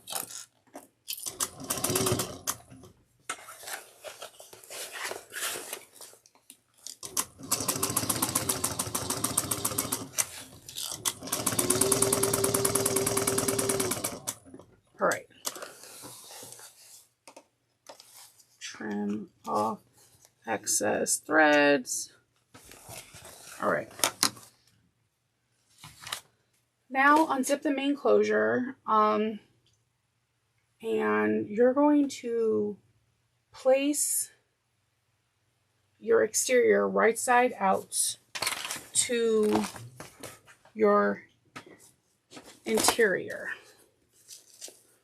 So we're going to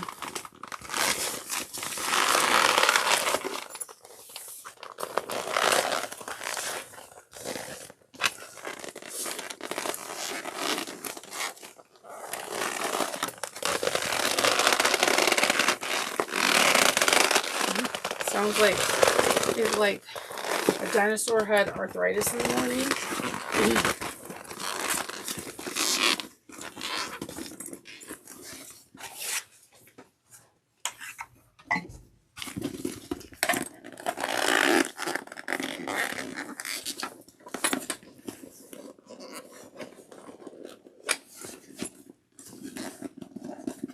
See, it has like little, like the feet on this, the corners of this bag are freaking adorable.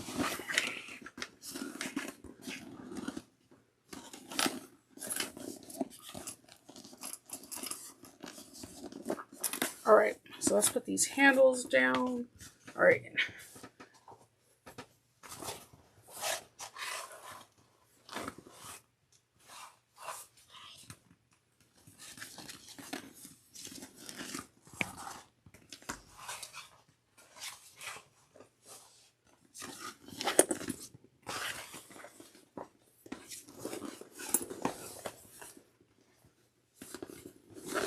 Let's get squishy with it.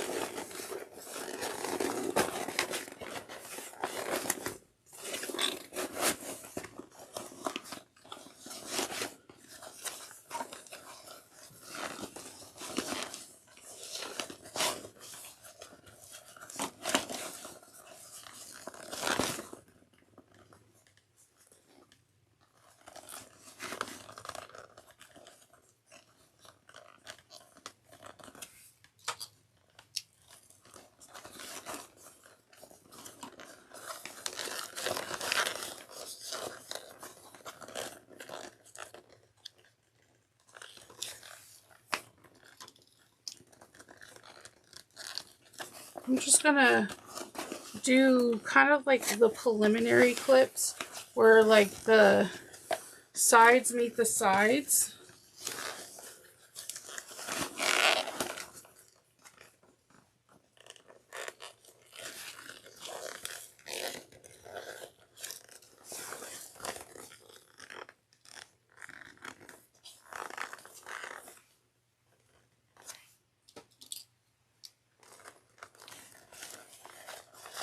And then I'm going to start pulling down like straps and just make sure that everything fits nice and taut.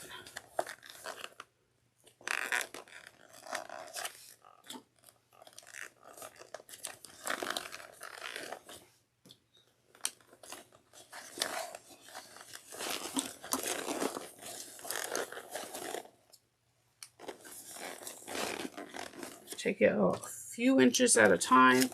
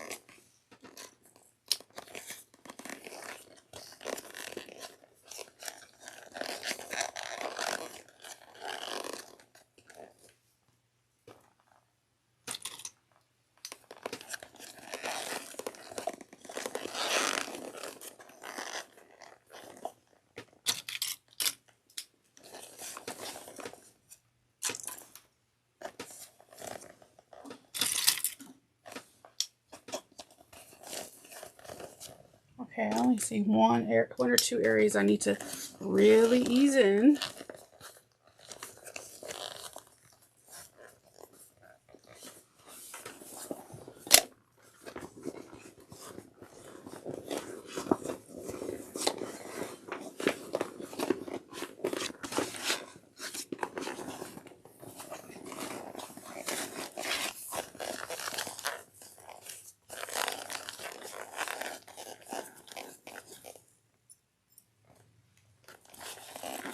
And I wanted to do this in real time with you guys and not show you a finished thing and you're like, wait, I didn't, what?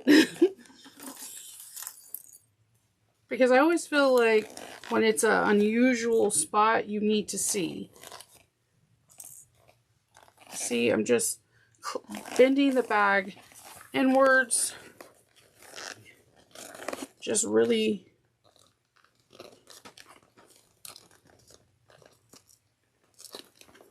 working in whatever area I think needs to work. And yeah, I'm an over clipper like 100% when it comes down to like easing in something, because it might just be that area just needs a little bit of TLC with clips. All right.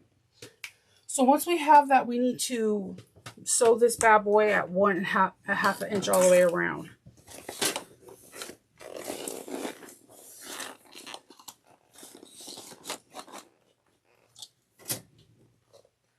Take your time, back stitch at the beginning and at the end.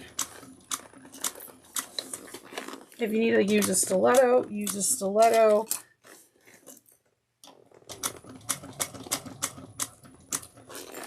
Remember, if the ripple shows below your needle, it's going to show on the outside of your bag. If it's above your needle, it won't show.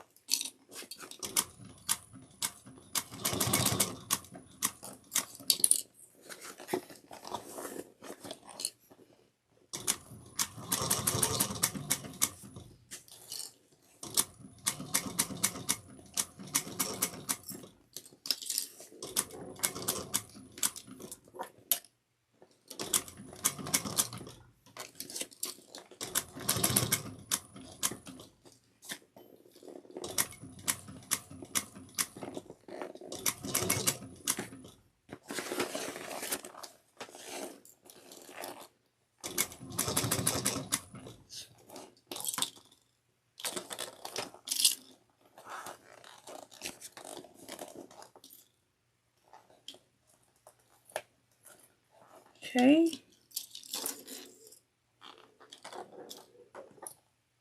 Moving clips out of the way. Readjusting. If you readjust like I am doing, needle down, guys. Needle down. That's all you gotta do.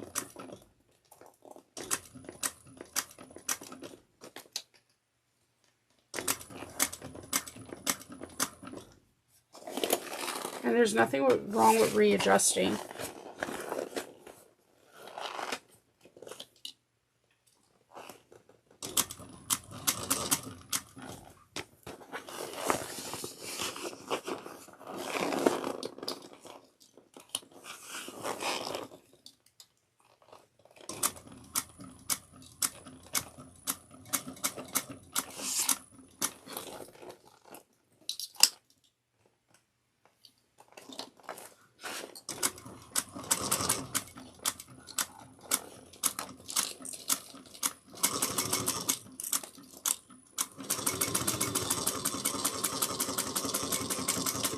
All right, guys. We did like the hardest part. Now we're going to trim this down to 1/4 of an inch.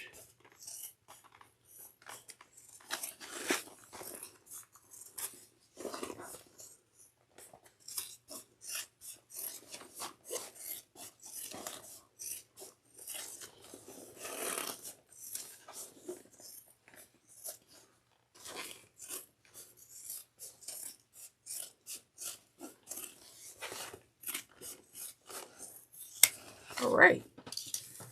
And then we birth it. And the reason why I have this big hole is because that sticky foam sometimes can become unsticked if you try to birth it in tight places. So, and you heard it sounding like a T-Rex with arthritis. So I want to treat it with as much TLC as I could give it.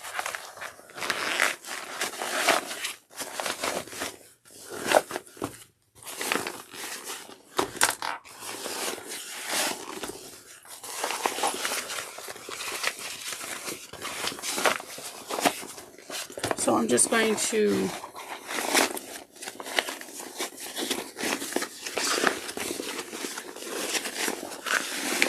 reach into my lining.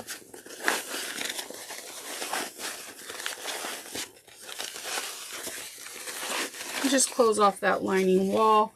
And because I made the lining, I sewed with the 5/8 of an inch seam allowance, I want to make sure that I do the same on this side, on the bottom.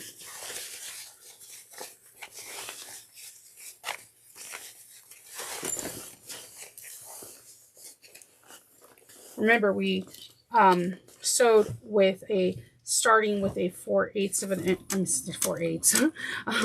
a half inch seam allowance, and we veered to a 5/8. And on the bottom, I sewed 5/8 so that we could have a nice top lining, and that's what I'm doing right here.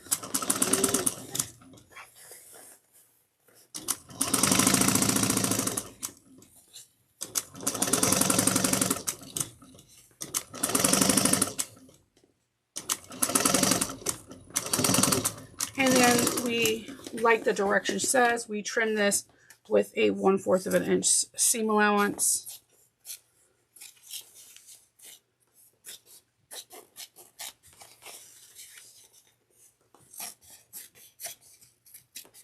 Okay, we tuck that back in. We poke out the corners.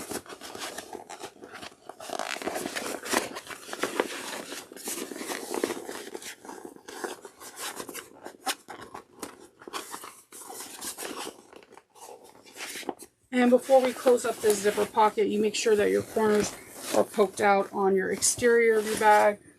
And we're going to close up our zippered pocket lining.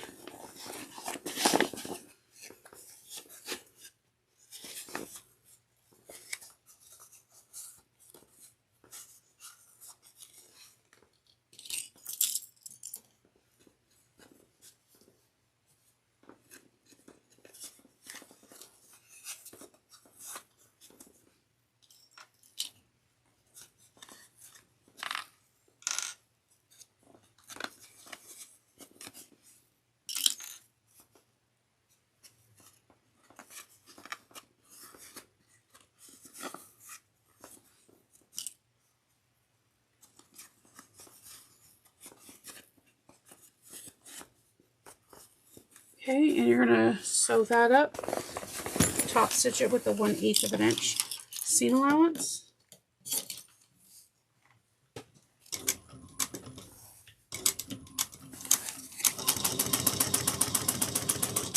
Back stitch well at the beginning and the end.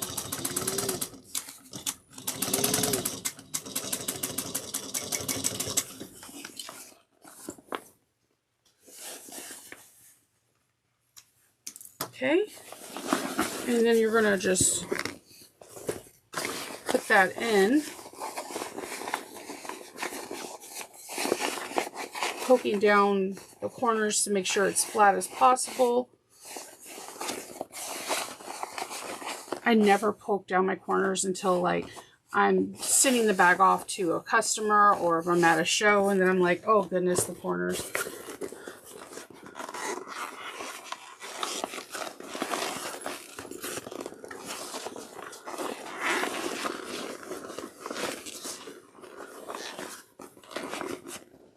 All right.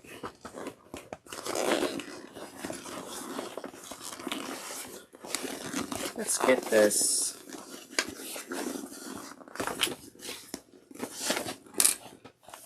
pushed in.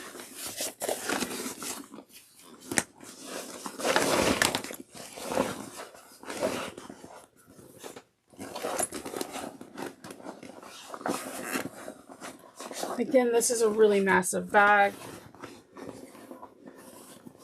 It's perfect for an everyday bag, a commuter bag, just depending on what you want this bag to be.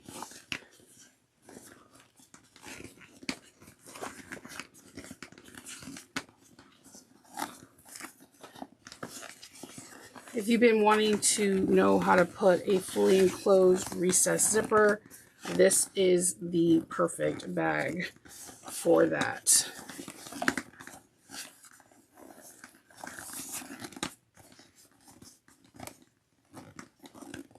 Look at how beautiful that is.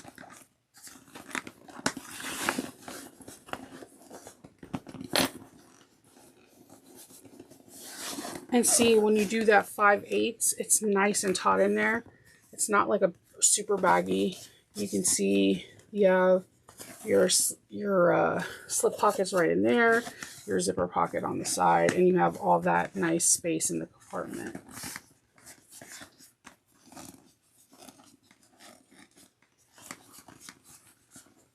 And you can give it a good seam press with your roller.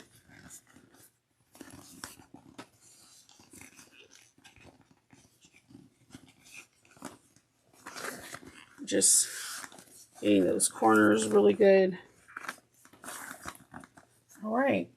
So our last step is that we need to top stitch this bag at 1/8 of an inch. Now I'm going to trust my bobbin and I'm going to sew from the lining. And I'm beginning to really like sewing from the lining because I can then gauge to make sure that my exterior, my lining doesn't go higher than my exterior. Even with that, I'm just going to put a couple like clips so that way as I'm sewing, it doesn't go, I can just make sure that my lining doesn't go above my exterior. I'm going to start in on a side and I'm going to back stitch.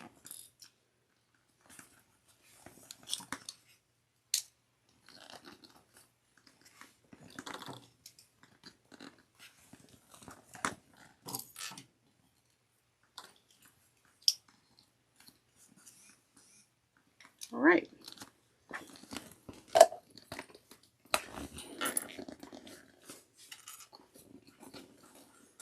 I'm going to try to squish the bag down as much as I can. Bear with me. I don't mind if the exterior peeks through over the lining. I just don't want the lining to peek through over onto the exterior, I mean.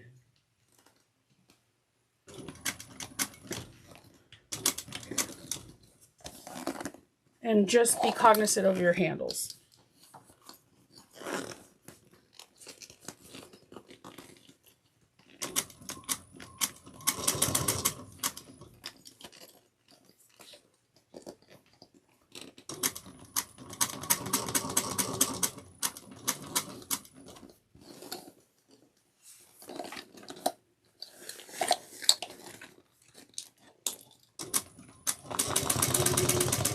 And all we have to do after this is to do our strap.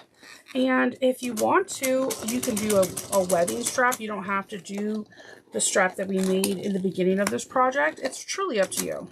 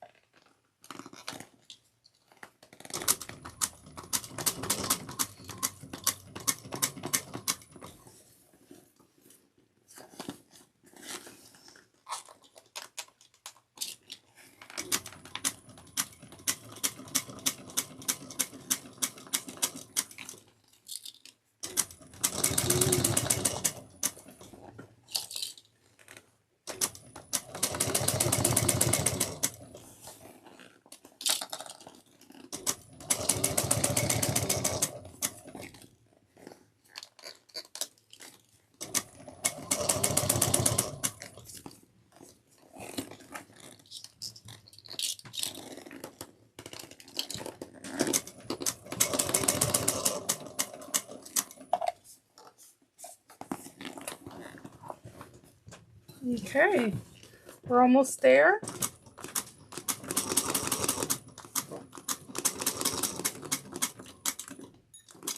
Perfect.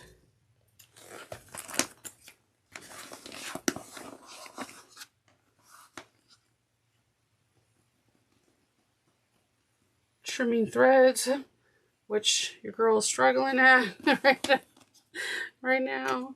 All right, okay.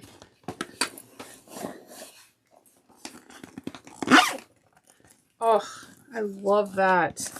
Nobody going inside your bag. You can display a beautiful piece of fabric or art all over. You have a beautiful, nice zippered pocket in the back. This is a lovely tote, and I can't express to you how much I love these. Like, they're like little belled feet. They're unusual because of how the application and how we do them. It's so cool. So the last but not least is we are just going to fold over and make our strap. We're going to, our strap comes together fairly easy. We're going to take our strap and we're going to fold over about 1.5 inches.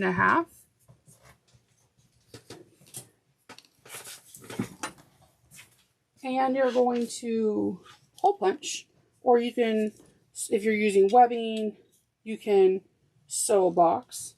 I'm going to use this. Hole punch a rivet.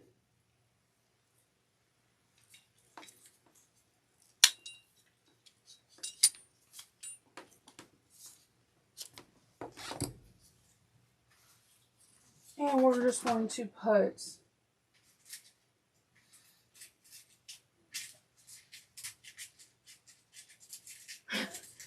I had a rivet, I promise you. A rivet through. And again, you want it to be kind of flush. You don't want it too big. And we're going to set that. When I set it, I kind of feel 2 pushes. It's set. You're going to take a swivel hook, feed it through, then feed the open end to your strap over and down, making sure that it's all nice and straight. Grab another swivel hook, fold this over about 1.5 inches. And again, find your center.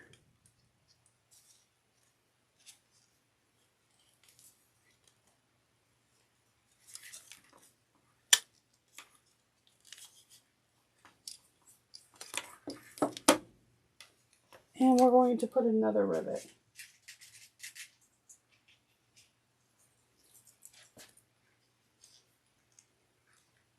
Now you can do like a cotton webbing and or make a padded, have like a padded crossbody. There's a lot of different things you can do with this, but having like a matching strap is always nice because you can always like sew your name tag or your business tag into your strap for an extra like little pizzazz. It looks nice. But yeah, we are done. You just made your Mirabel and I absolutely love it. So if you have any questions, leave comments down below. If you like this pattern and this tutorial, if you can leave a comment, like, and subscribe, it helps your channel out tremendously. If you like this channel and you would like to learn more about different kind of tutorials, modifications, I'll put information about my Patreon in the description box and also in the post-it pin notes. And I will talk to you guys later, and I hope you guys all have a wonderful day. Stay whimsical.